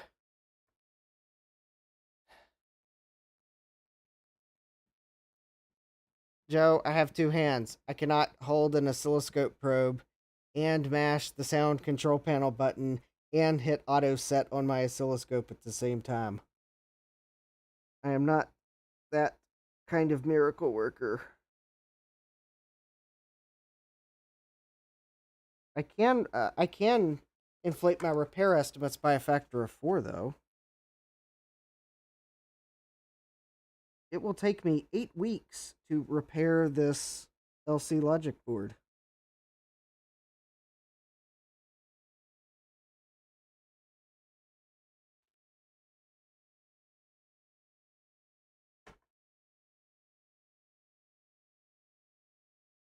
Okay, I've been told that both of those pins should have been 8 volts.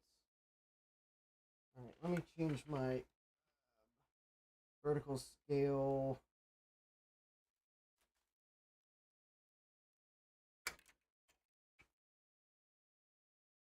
I don't know that I have a great ground point.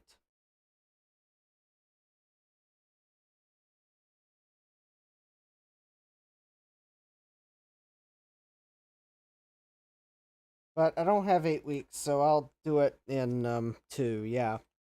Joe got the reference.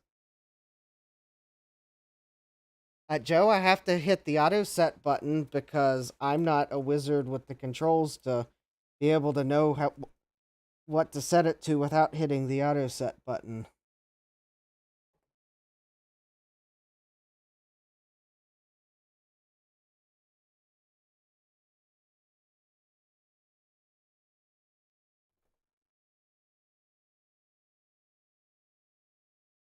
Well, even if I okay, so that's pin 4 is 8 volts. Pin 3 is also 8 volts. Okay, they're both 8 volts.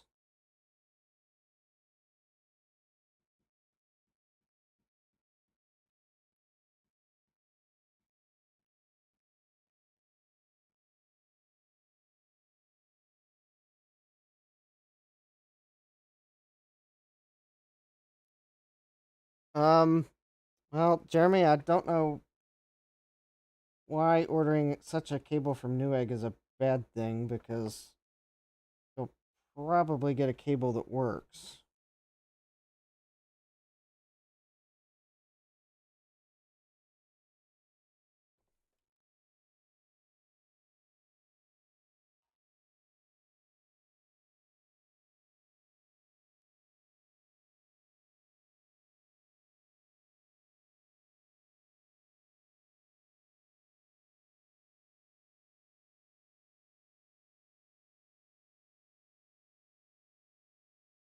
I can set it to trigger at 50%. You don't need auto set. Um, I'm a software guy, not a hardware guy. I just play a hardware guy on YouTube.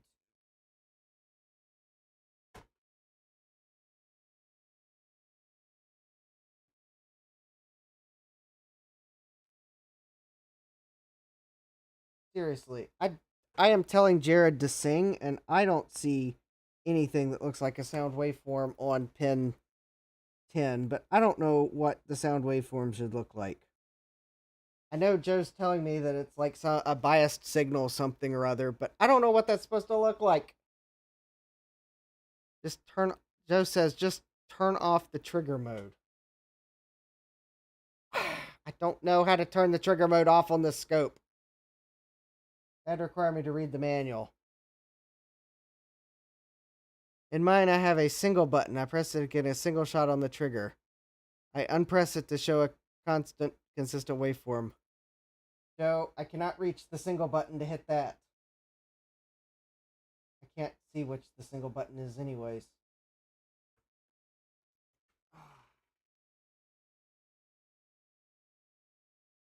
I see the run stop button. That one I can't reach while I'm holding the probe on the chip. Seriously, I need to move my oscilloscope. I recognize that. I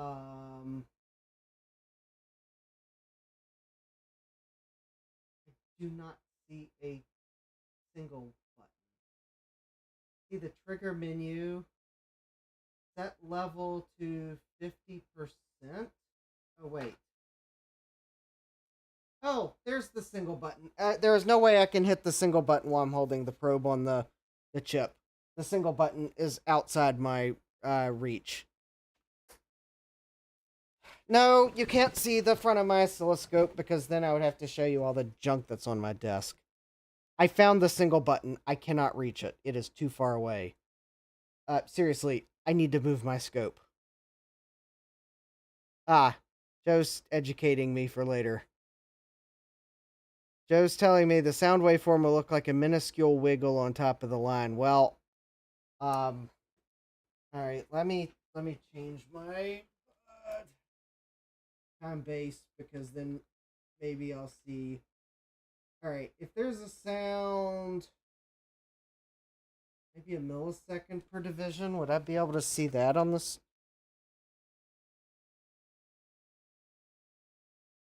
How many? One, two, three. I wish the screen was. Okay, well, let's try this. All right, so I got the probe on.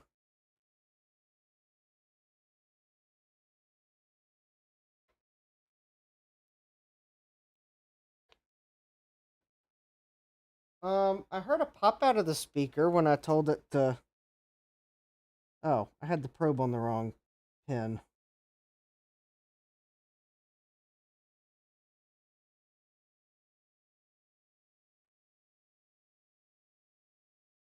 I don't think I see. Yeah, I think it's a constant 4 volts.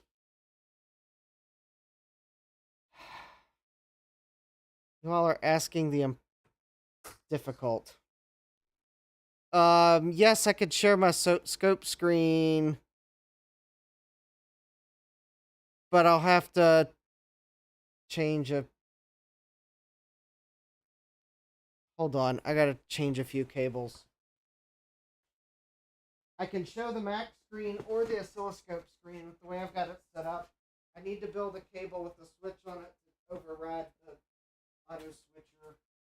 I haven't had a chance to do that yet, which means I gotta move the oscilloscope's output to another input on my scaler. Oh, I didn't even have the VGA cable plugged in for the oscilloscope. All right, well, hold on. Let me plug the oscilloscope into another VGA input when they're all in use.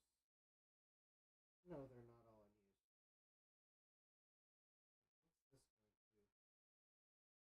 use. Oh, I don't need the SGI right now.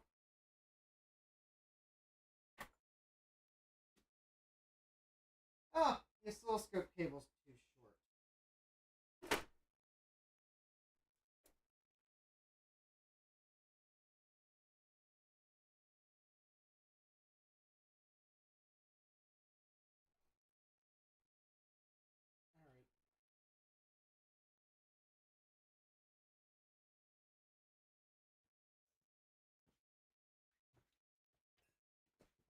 All right, let's see here.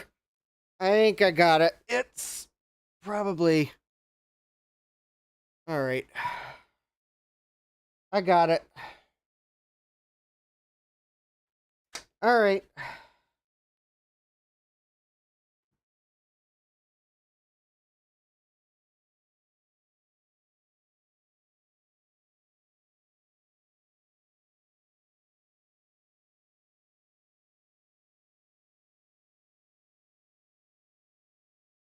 All right. Let's see here. I'll sing.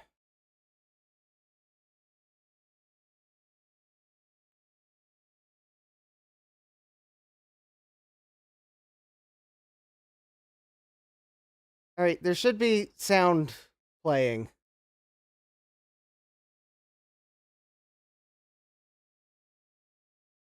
Oh, thanks, Joe. I haven't had a chance to check Discord yet. I don't know if that has sound on it. I mean, it looks. Jared should be playing sounds.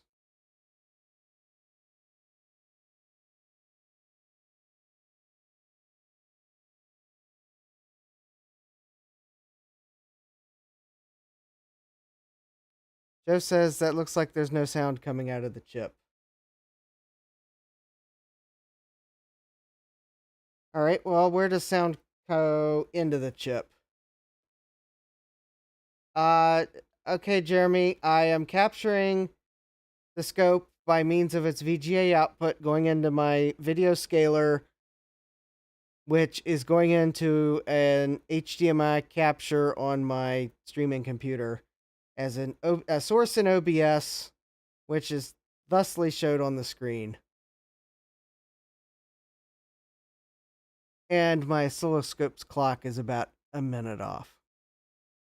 Oh, hi, Steve. Welcome.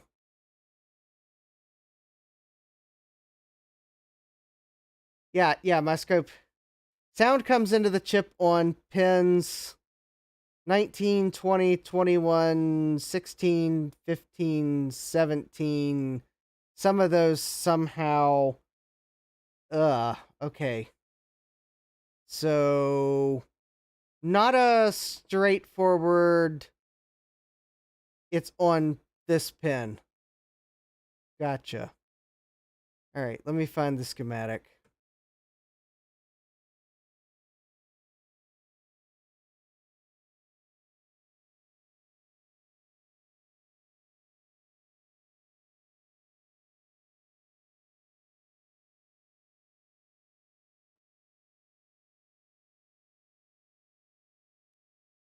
Okay.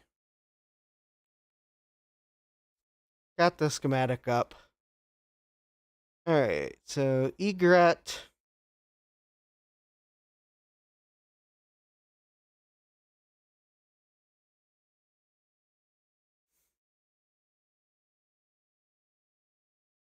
There's the egret. Looks like there's a couple sound pins on the egret. Okay, that's the swim. That's the VLSI chip. That is. Is that it right there? Yep, that's the DAC. All right, let me make this bigger so I can see the pins. All right, so I had the probe on pin 11.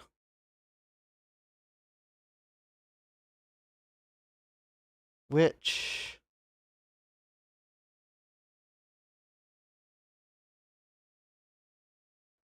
Wait, that doesn't look right. No, that's not the right chip.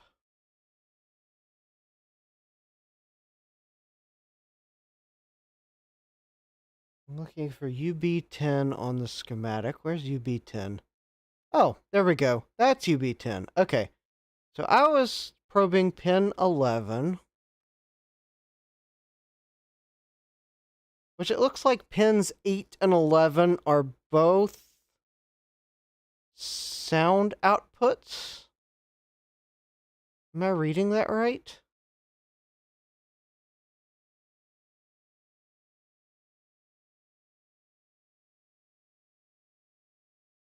Okay. Hold on. Pin. No, I was probing pin 10. That's right. I was on pin 10.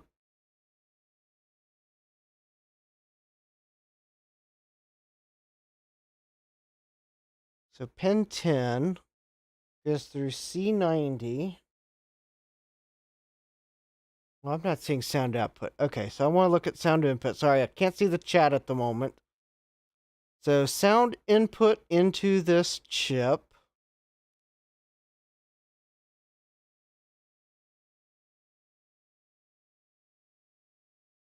Okay, so it looks like there are 3 sound signals from the egret. Those are pins 19, 20, and 21. And then there are 4 signals from the ASIC. Pins 15, 16, 17, and 22. That's in no particular order.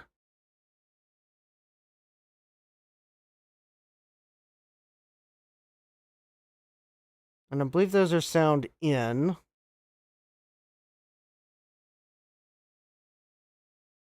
And then I think, if I'm looking at the schematic correctly,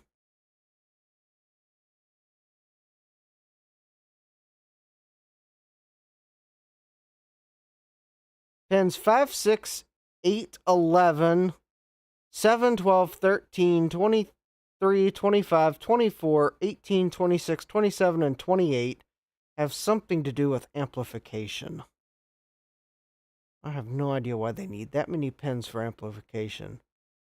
It looks like there's a bunch of, I don't know. That's complicated. But pins 3 and 4 should be VCC. Okay, 8 volts for this chip. Are there any other voltage inputs? Does this chip not take 5 volts?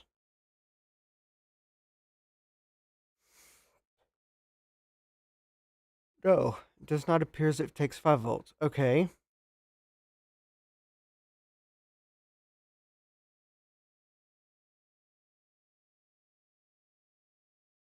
All right, let me check. Oh, hey, Sloopy. Just says, I find it unlikely that you're having issues getting data to the DFAC.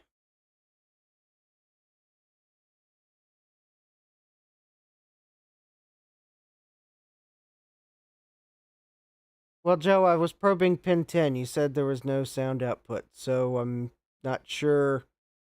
I'm not sure what I can probe with the oscilloscope at that point.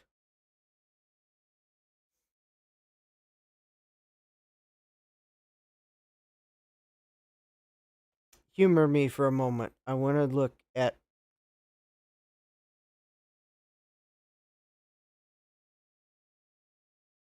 No, okay, it's probably not the egret. That's far enough away from. There wasn't really any capacitors there.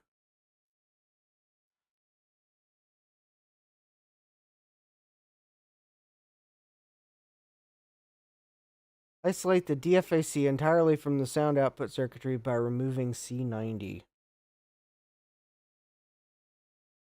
Is C90 something I replaced?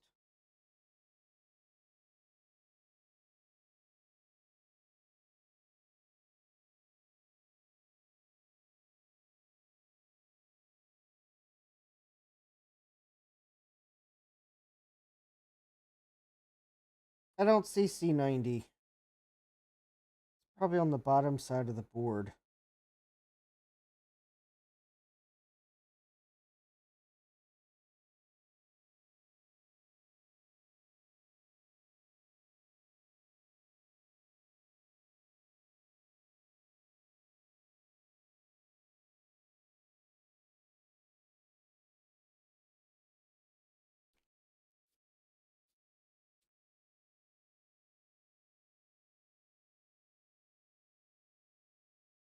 All right. All right. All right.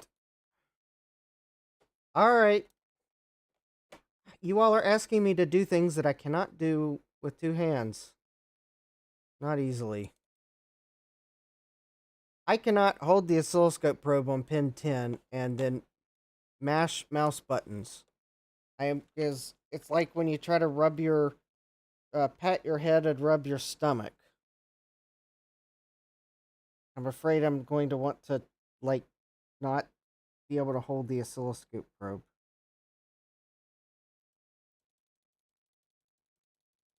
Okay.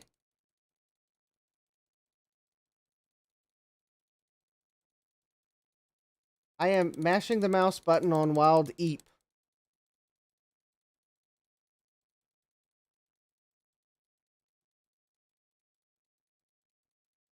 The scope is on pin 10. I don't know that I have a fly wire I can attach to pin 10.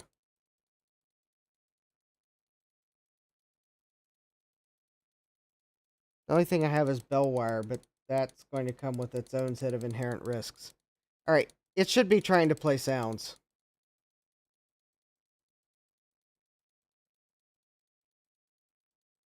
I'm also not entirely sure I have a great ground reference.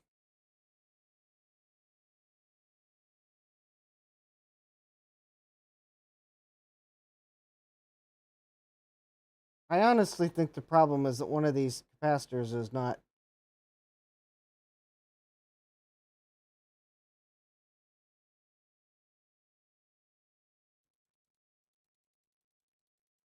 Yeah, I've been double-clicking. There's some Sosumis and...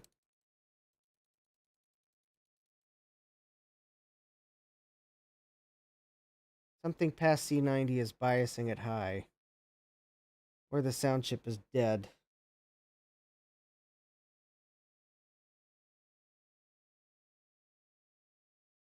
Alright. Okay. A, not getting data. Well, I can check for that fairly easily. B, something past C90 is biasing it high. I presume you're meaning pulling it up. It's like something's acting as a pull-up. And C, the sound chip is dead. Well, that I can't exactly test for easily, other than trying to replace the chip.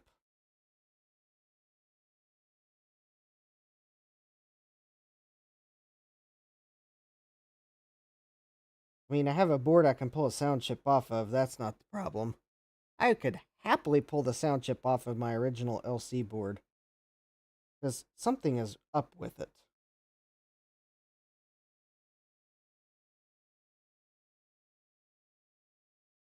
Well, I thought you told me pin 10 was supposed to be like had a sound overlaid off of it, but is there an op amp? Yeah, let me see what those are doing. Yeah, I was going to do that and I got diverted. All right, so 11, 12, 13, 14, 15.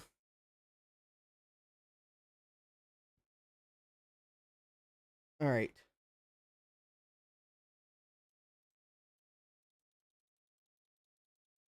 I'm pretty sure that that's actually sound data. That's pin 15 coming from the ASIC.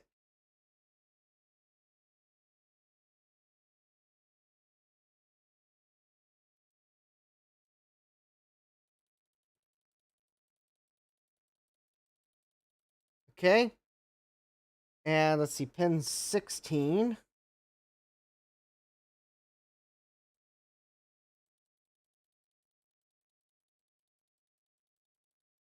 Okay, pin 16's high.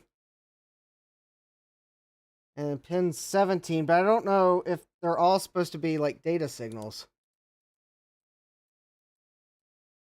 Wait a minute, that actually...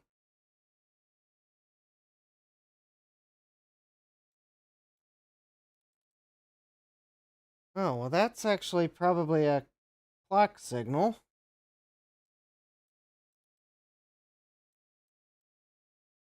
Oh.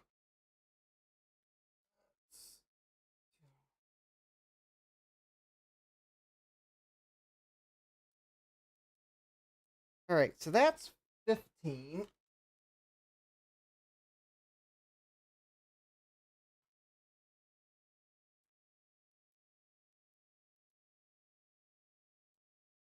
That looks like a 22.2 kilohertz PWM signal.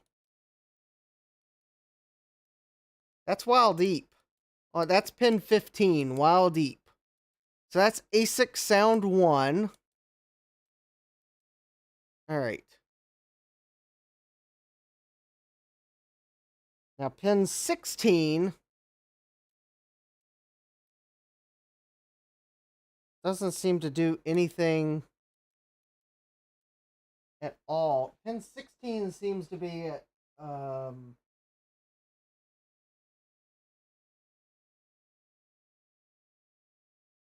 like 6 volts.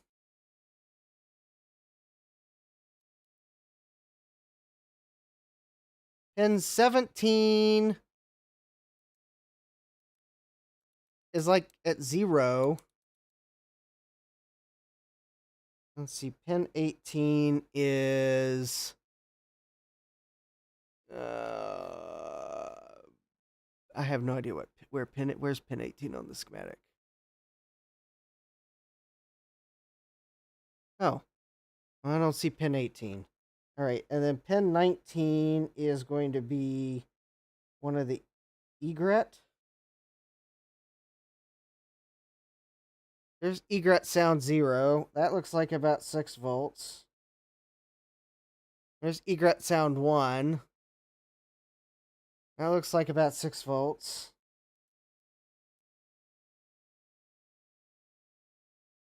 There's egret sound 2. I wonder if the egret plays plays the startup chime. And then 22 is going to be ASIC sound 1. Again. Yeah. So there's EEP.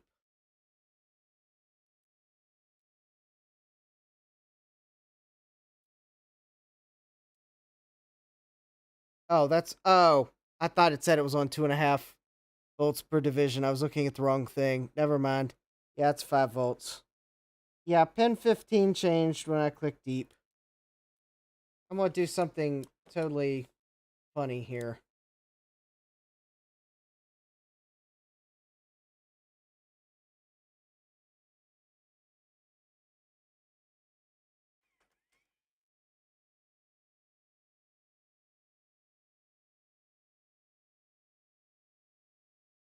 Okay.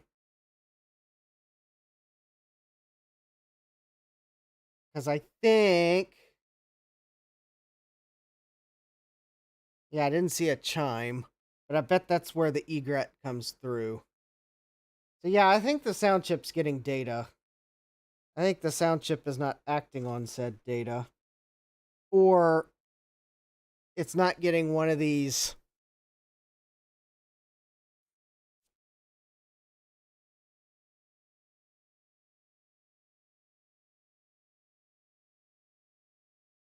Let's see, pin 18 should be a ground. Let me double check some of these pins that are like... I think that's going to be pin 12, which is at 4 volts,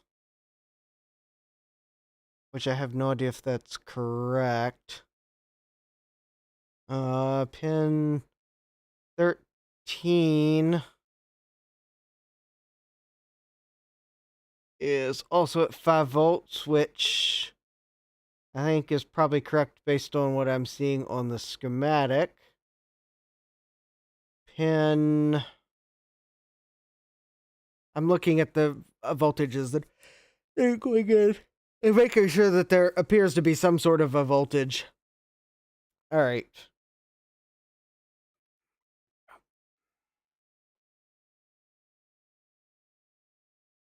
Before, okay, pin 5.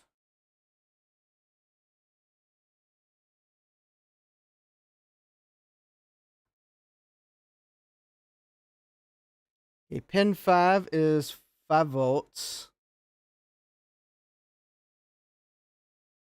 I don't know if that is correct. I would probably have to measure what another is doing. Pin 6 is 5 volts. I don't know if that's correct. Pin 7. I think that's pin 7 there. Has a little bit of a waviness to it, which might be correct. Pin 8. Really wavy.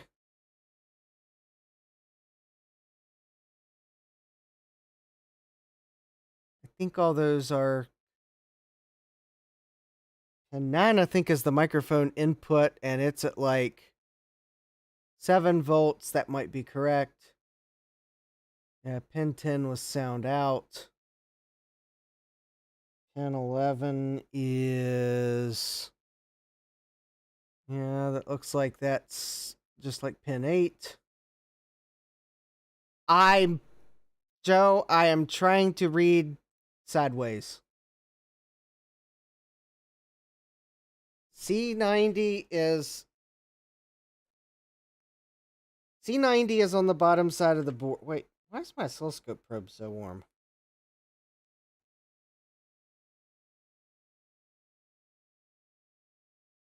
Oh. Which probe is this? Oh, it's an active probe. It's probably supposed to be warm. Never mind. Yes, Joe, I know they connect together. I'm trying to integrate 3 different pieces of information, and my brain is about to like go into data overload. C90 is not a convenient capacitor to remove.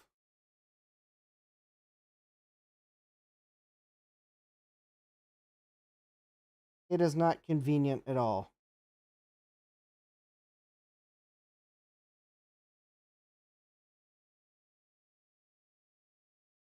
Which is why I'm trying not to remove it. It's inconvenient.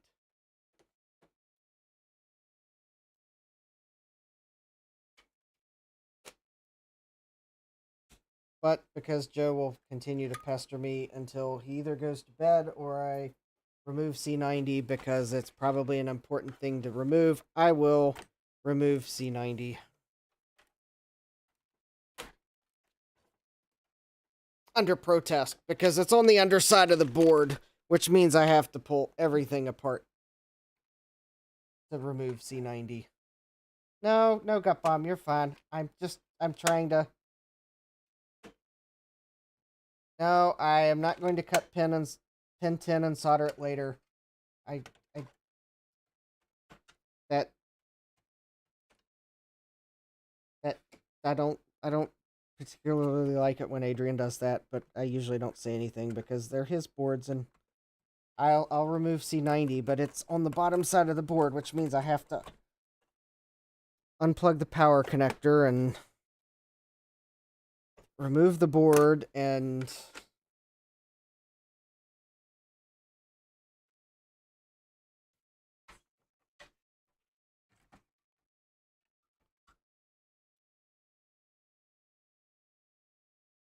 wait a minute. Check pin A1 on the PDS slot.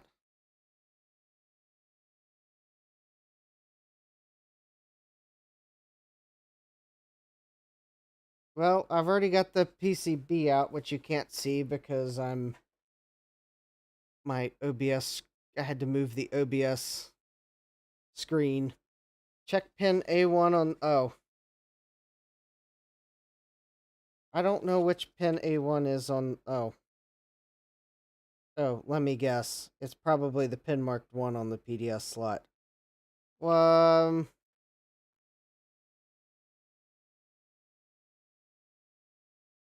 Wait a minute, what's pin A1 on the PDS slot do? Because I already got the board out.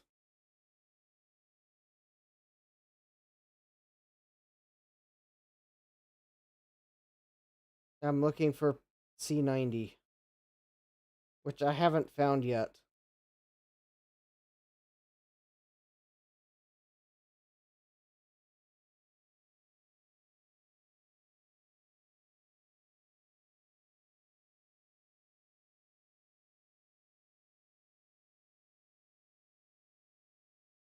Still haven't found it.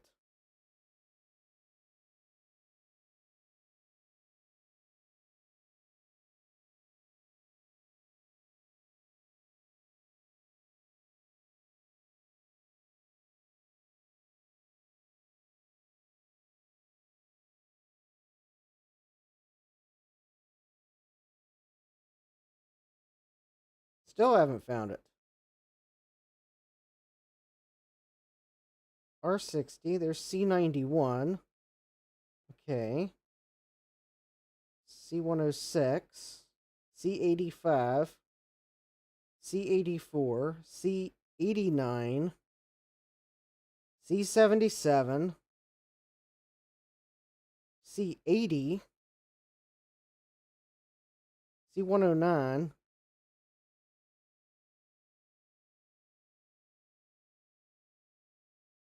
C107. Was this like one of the... Is this capacitor like nowhere near the audio jack?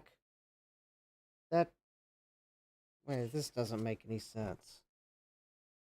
Or is this a case of I couldn't find the capacitor because I was reading everything upside down on the top side of the board? There's C11, C10, C17.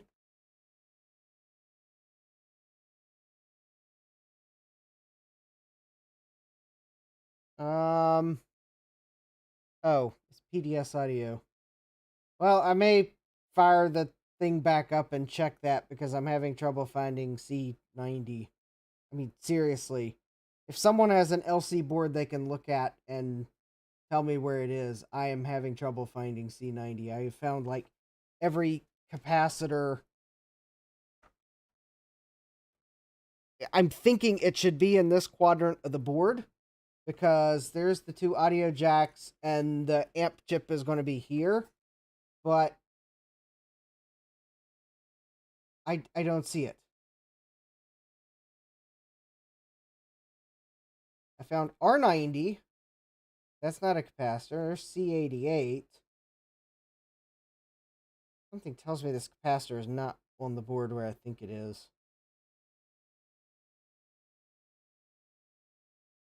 Also, when I find it, I'm going to look at it under the microscope to make sure that... Oh, I found a C90... Okay, okay, I think I might have found it here. It's right here, I think. Or is it here? But that's, I think, C89. Bad Apple. You should have thought about people trying to repair your boards in the future.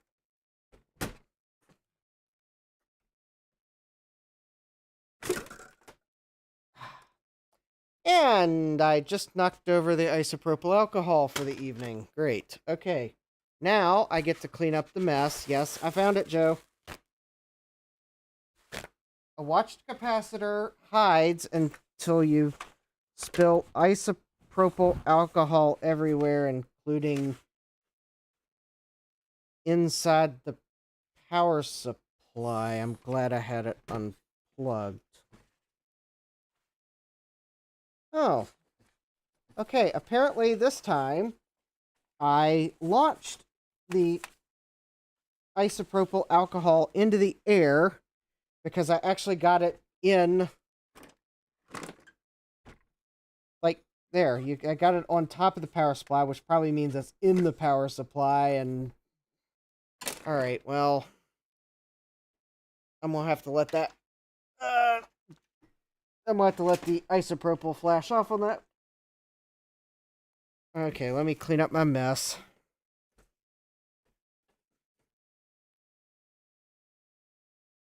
Oh, yeah, okay, yeah, I know. Chat delay. Which means, yeah, everyone's... Yeah.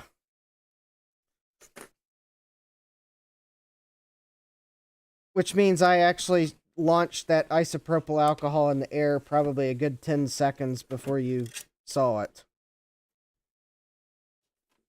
So, I'm seeing your chat messages as to where the capacitor is while I'm trying to address the exigent problem of the fact that I just spilled a whole bunch of isopropyl alcohol everywhere on my workbench. And now it smells like isopropyl alcohol all up in here. Oh, and then I knock it over again to spill out the last little bit. There we go. All right. That's probably fine, but... Okay. Now that we found C90, and that I discovered that it was the capacitor that I couldn't find because the legend was sideways.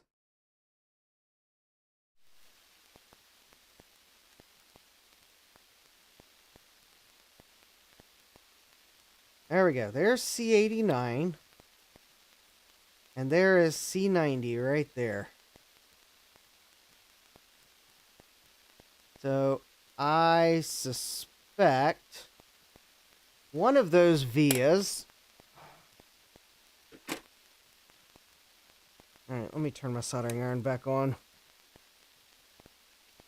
Alright. So where is C90 on the schematic? I want to see exactly what I'm doing so that I understand what I'm doing. So that when I inevitably lose this capacitor, I at least will understand.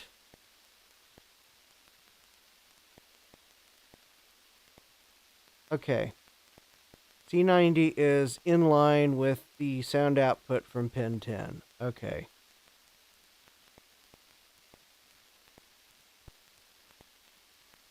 So those two vias that I'm seeing are... Wait a minute.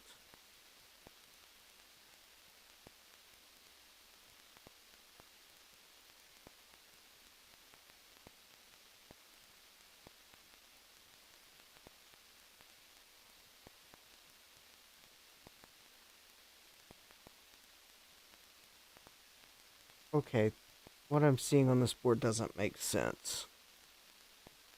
So, there's a via going to the other side of the board on one side of that capacitor. And there's R56.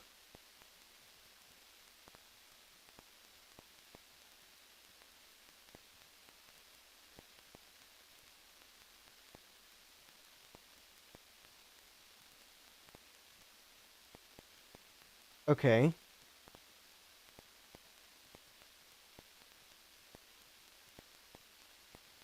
Alright, well, I'll see why that capacitor there. But on the other side of the capacitor...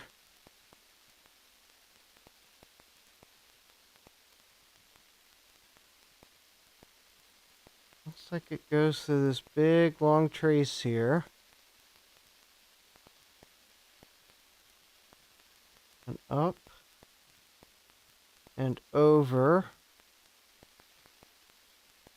Okay, well that looks fun. Alright, let me find C90 again. Okay, I don't quite get exactly why I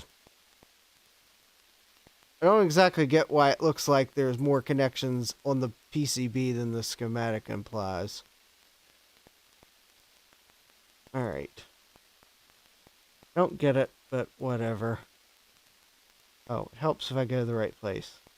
Because it looks like this capacitor, which I sure thought was in line with the pin on the ASIC and a resistor, but it sure looks like it's connected to more than that on the board.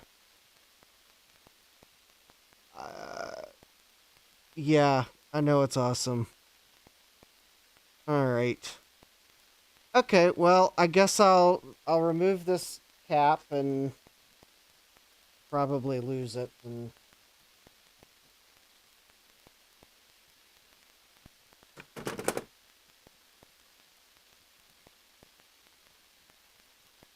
but so if I remove this cap, and then there's no way I'm going to hear sound, so I don't know how I'm going to know that this is the problem, but well, I'm going to presume that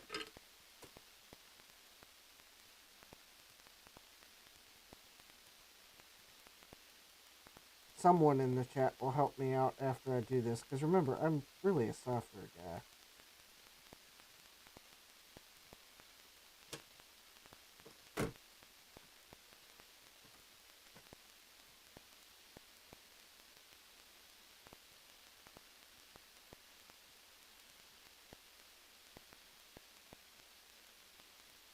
Okay, Gutbum says, Joe says that he would do what I'm doing. Okay, that's good to know, Joe. I'm using, because if you're going to say then I would use SMD tweezers to remove it, well, I don't have any SMD tweezers. Oh, well, I'll just, well,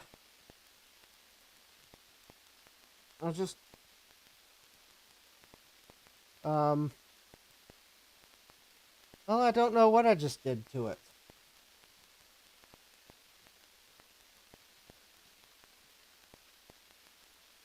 Alright, hold please while I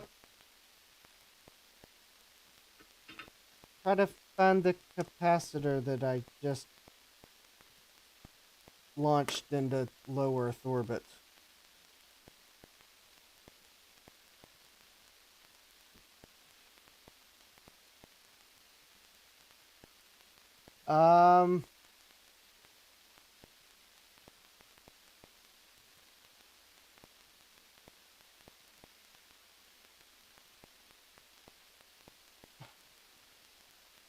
No, I need to use an SMD cap, or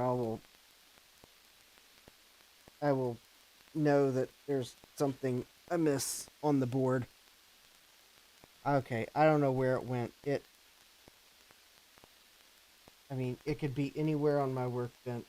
I don't even know what direction it went. Okay, well, hopefully this helps solve the mystery, because the problem is, I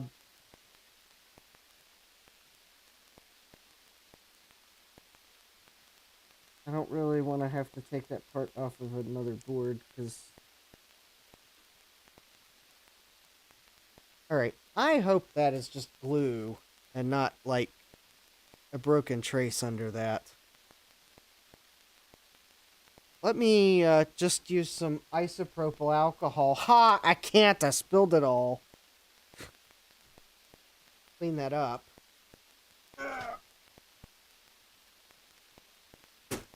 Don't worry, I do have some more isopropyl alcohol. Joe says I can send you like 1,000 of them. Okay, I will keep that in mind, Joe, because, well, actually, you'll probably be sending me something soon anyways. If I need you to put a couple of those in it, I'll let you know. If I can... I mean, assuming I don't, like, find the capacitor, but quite honestly, considering it just went, I doubt I will find it anytime soon. It's probably on the floor, honestly. I'm trying to find my Q-tips. I want to clean the board. And I was wanting to use something a bit more sturdy than a foam swab. And...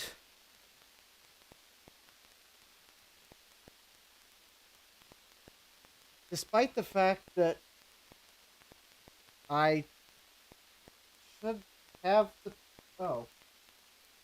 Never mind, the package was behind me. I set it on a computer that was sitting behind me. Okay. I don't have... yeah, let's see. Yeah, I don't have contact cleaner because I don't wear contacts, so... no, I've got isopropyl alcohol. It's just... I had poured out more than enough for tonight into my little use container, and then I spilled all of it all over my workbench, so... oh, I found the capacitor. I didn't launch it into low Earth orbit. It was just obstructed by my microscope. Good thing I found it, too, because it was actually on the board. Alright, let me All right, I think that is glue. I think that is entirely glue. I think I'm also probably giving someone nausea at the moment. Sorry. I don't think there's any trace damage to that trace there. I think that's just all glue. Okay. Yeah, put it in a baggie and tape the baggie to my monitor. Yeah. All right. All right. Okay. Food Lion sandwich bag.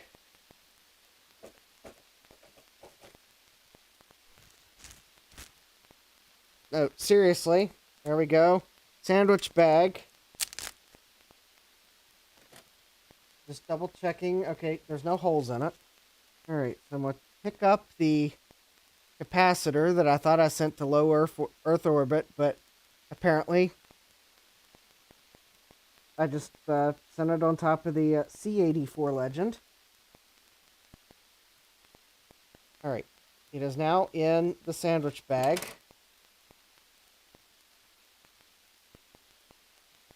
And actually, I don't need to tape it to my monitor. I will tape it to my microphone, because actually the one thing that I probably didn't mention Tuesday, but the person who had this Mac actually had kept the screw that goes in the back of the Mac, so I will put it with the screw that goes in the case back. Okay, I have removed C90. Oh, and Gut Bomb's now saying, don't lose that bag, it'll look like a breadcrumb. So I am going to take my marker, and on this bag, I am going to write LC C90, not a breadcrumb.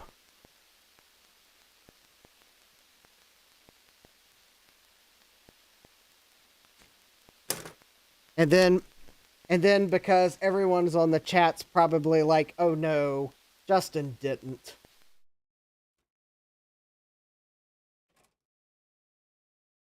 LC C90 exclamation mark, not a breadcrumb.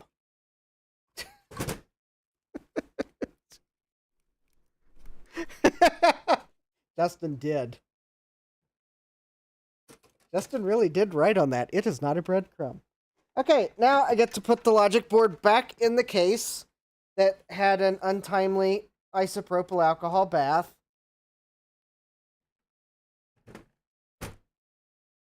And then I'm going to try to make it make sounds, and then I guess we get to see if there's a squiggle.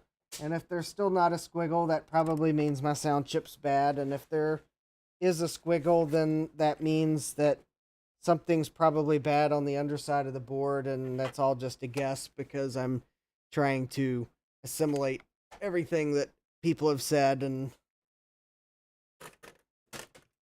it is 11:38 p.m. and I have not heard this thing make even one sweet, sweet eep.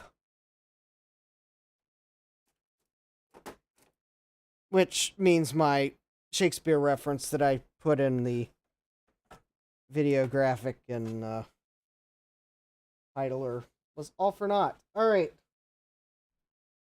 You know, it probably doesn't matter if I plug in the speaker at this point, because there's no way it could possibly make sound, but I guess I will, just in case it does make sound. But that's, I think, an impossibility, but I saw the movie An American Tail. Never say never.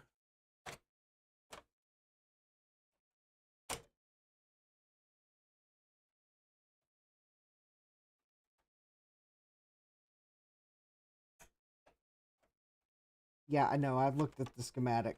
There's no way it'll make sound without that capacitor. At least not out of the sound chip. I guess if I put if I had a PDS card in that could play sound, then that could make sound still, because the PDS sound comes in on the other side of the circuit. Okay.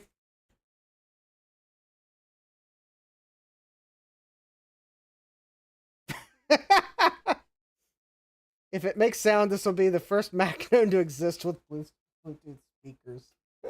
Yeah. I mean, if I put the Apple IIe card in, does the Apple IIe card produce sound? Although I don't remember hearing any sound when I used the Apple IIe card, so something tells me it's some problem with somewhere else on the audio circuit. All right. Let me connect my ground here.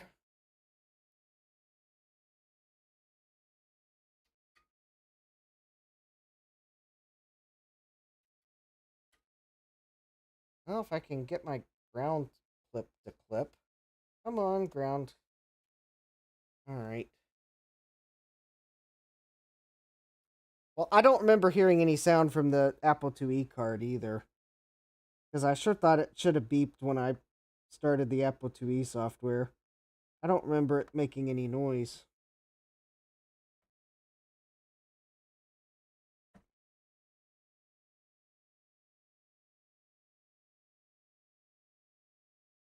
All right. Well, all right. Let me go to capture input. Let me get on the pin of the audio chip.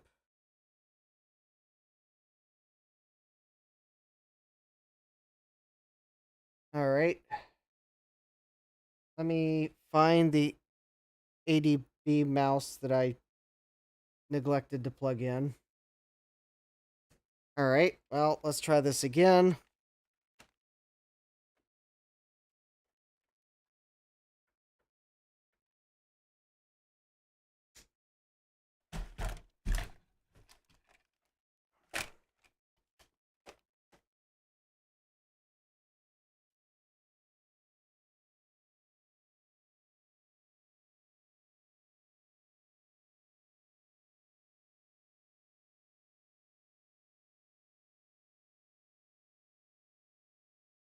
Well, but are we sure that the why do I oh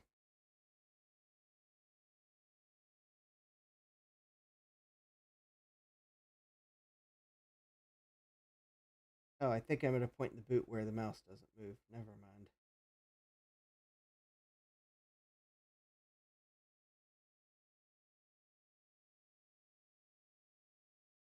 Here we go.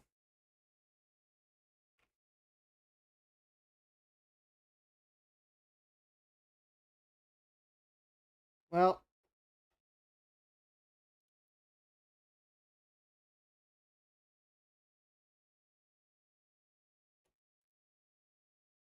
all right. Sound is all the way up. Mashing the wild eeps. I don't see any output from the sound chip.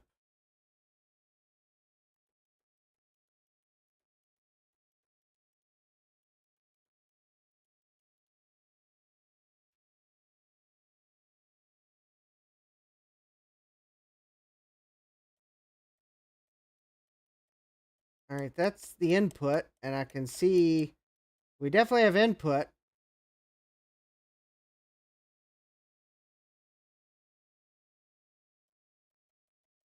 I don't see output.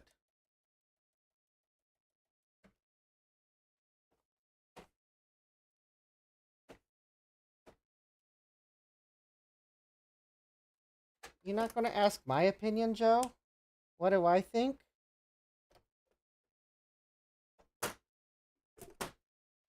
Because I'll tell you what I think. I think I need to double check what we should be seeing by putting a working LC board in and doing the same thing. All right, at least I see that.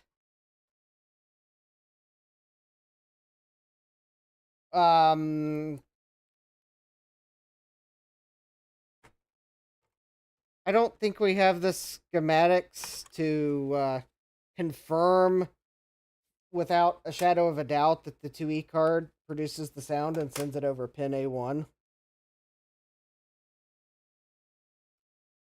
I don't have a spare sound IC.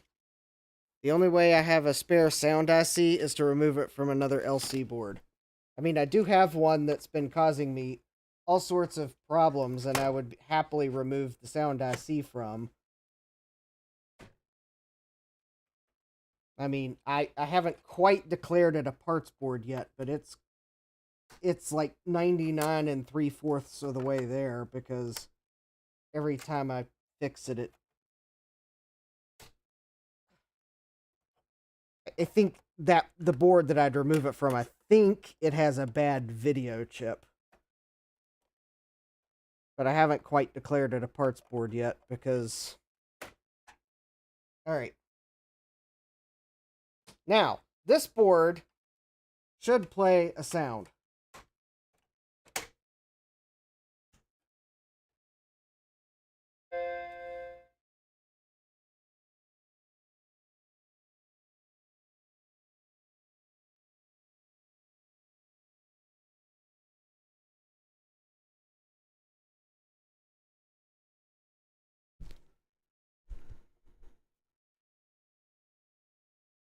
Alright.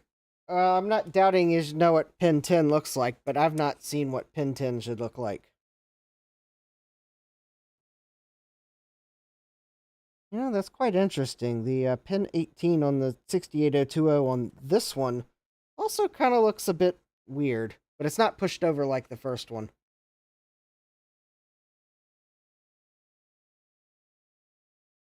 Well, I want to be careful on this one because the sound chip actually works. Unfortunately, this is the one that I had to like super bodge, so I can't put the Apple IIe card in this one. The transistor's sticking up too far.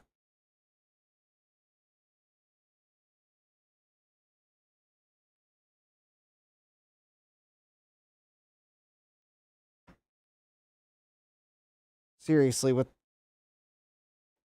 Uh,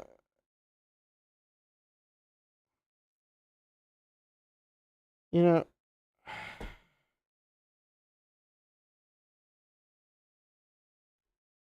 Okay. I got it on pin 10. I've lost pin 10 again. Alright, fine. Okay. Pin 10 with my right hand.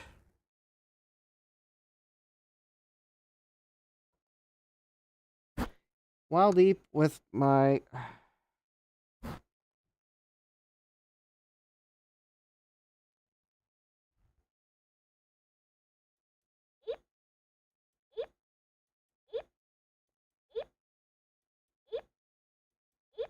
Yeah, that definitely looks different.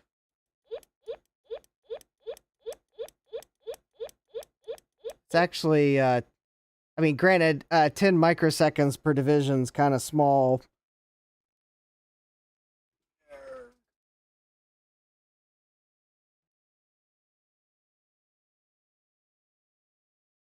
Alright, let's try 1 millisecond per division. That... But I mean, the thing is, I could see it actually move. So,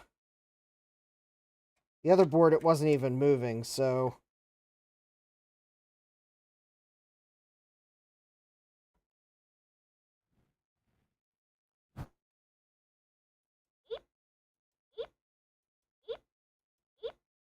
Oh yeah, that's... Alright, I'm getting wiggles on this one. Okay. So I guess actually I should put the other board back in and confirm now that I got the oscilloscope dialed in. I should probably confirm that there were no wiggles. I don't think there were. Okay. Or Gut Bomb's going to chime in and say, no, bad chip on the other one. Probably have a bad sound chip. Alright, well...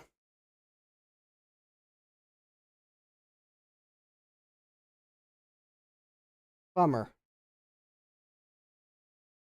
Okay, well, as much as I would use this board as the donor, because of the fact that it's got this transistor that makes it impossible to put anything in, and I boogered up the sound. I can probably...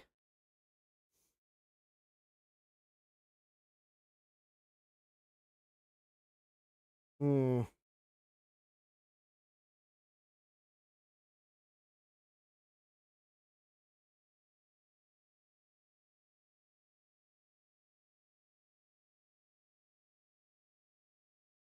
Oh, I think I fixed the problem with the transistor. Problem solved. Now I bet PDS cards will go in it. Okay, well, this board's definitely not my donor board because I didn't fix that egret to, yeah, pull parts off of it.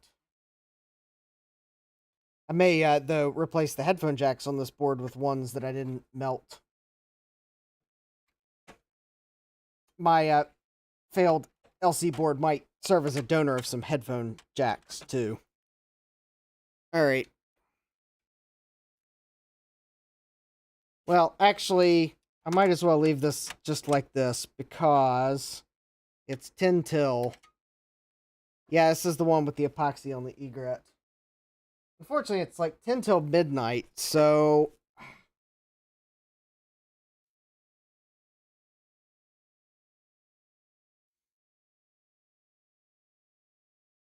Yeah, I don't think this is a repair I can undertake tonight.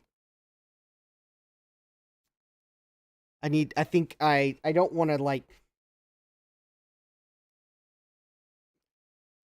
I don't want to ruin a board by trying to do it fast to, like, get it done tonight. Therefore, I'm going to go ahead and call the stream here. Good night, Falcor. Alright, so what have we learned tonight? We have learned that this board has a bad sound chip.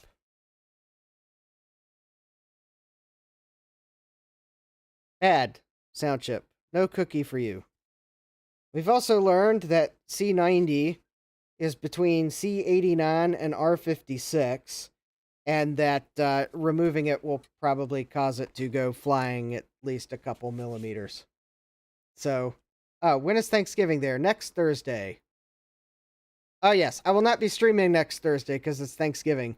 All right. So, this LC will be back, not Tuesday, though, because Tuesday I'll be working on the Packard Bell because I got enough stuff that I need to do on it that I'll, yeah, what we've learned is I'm going to get a third stream out of this board. Yes.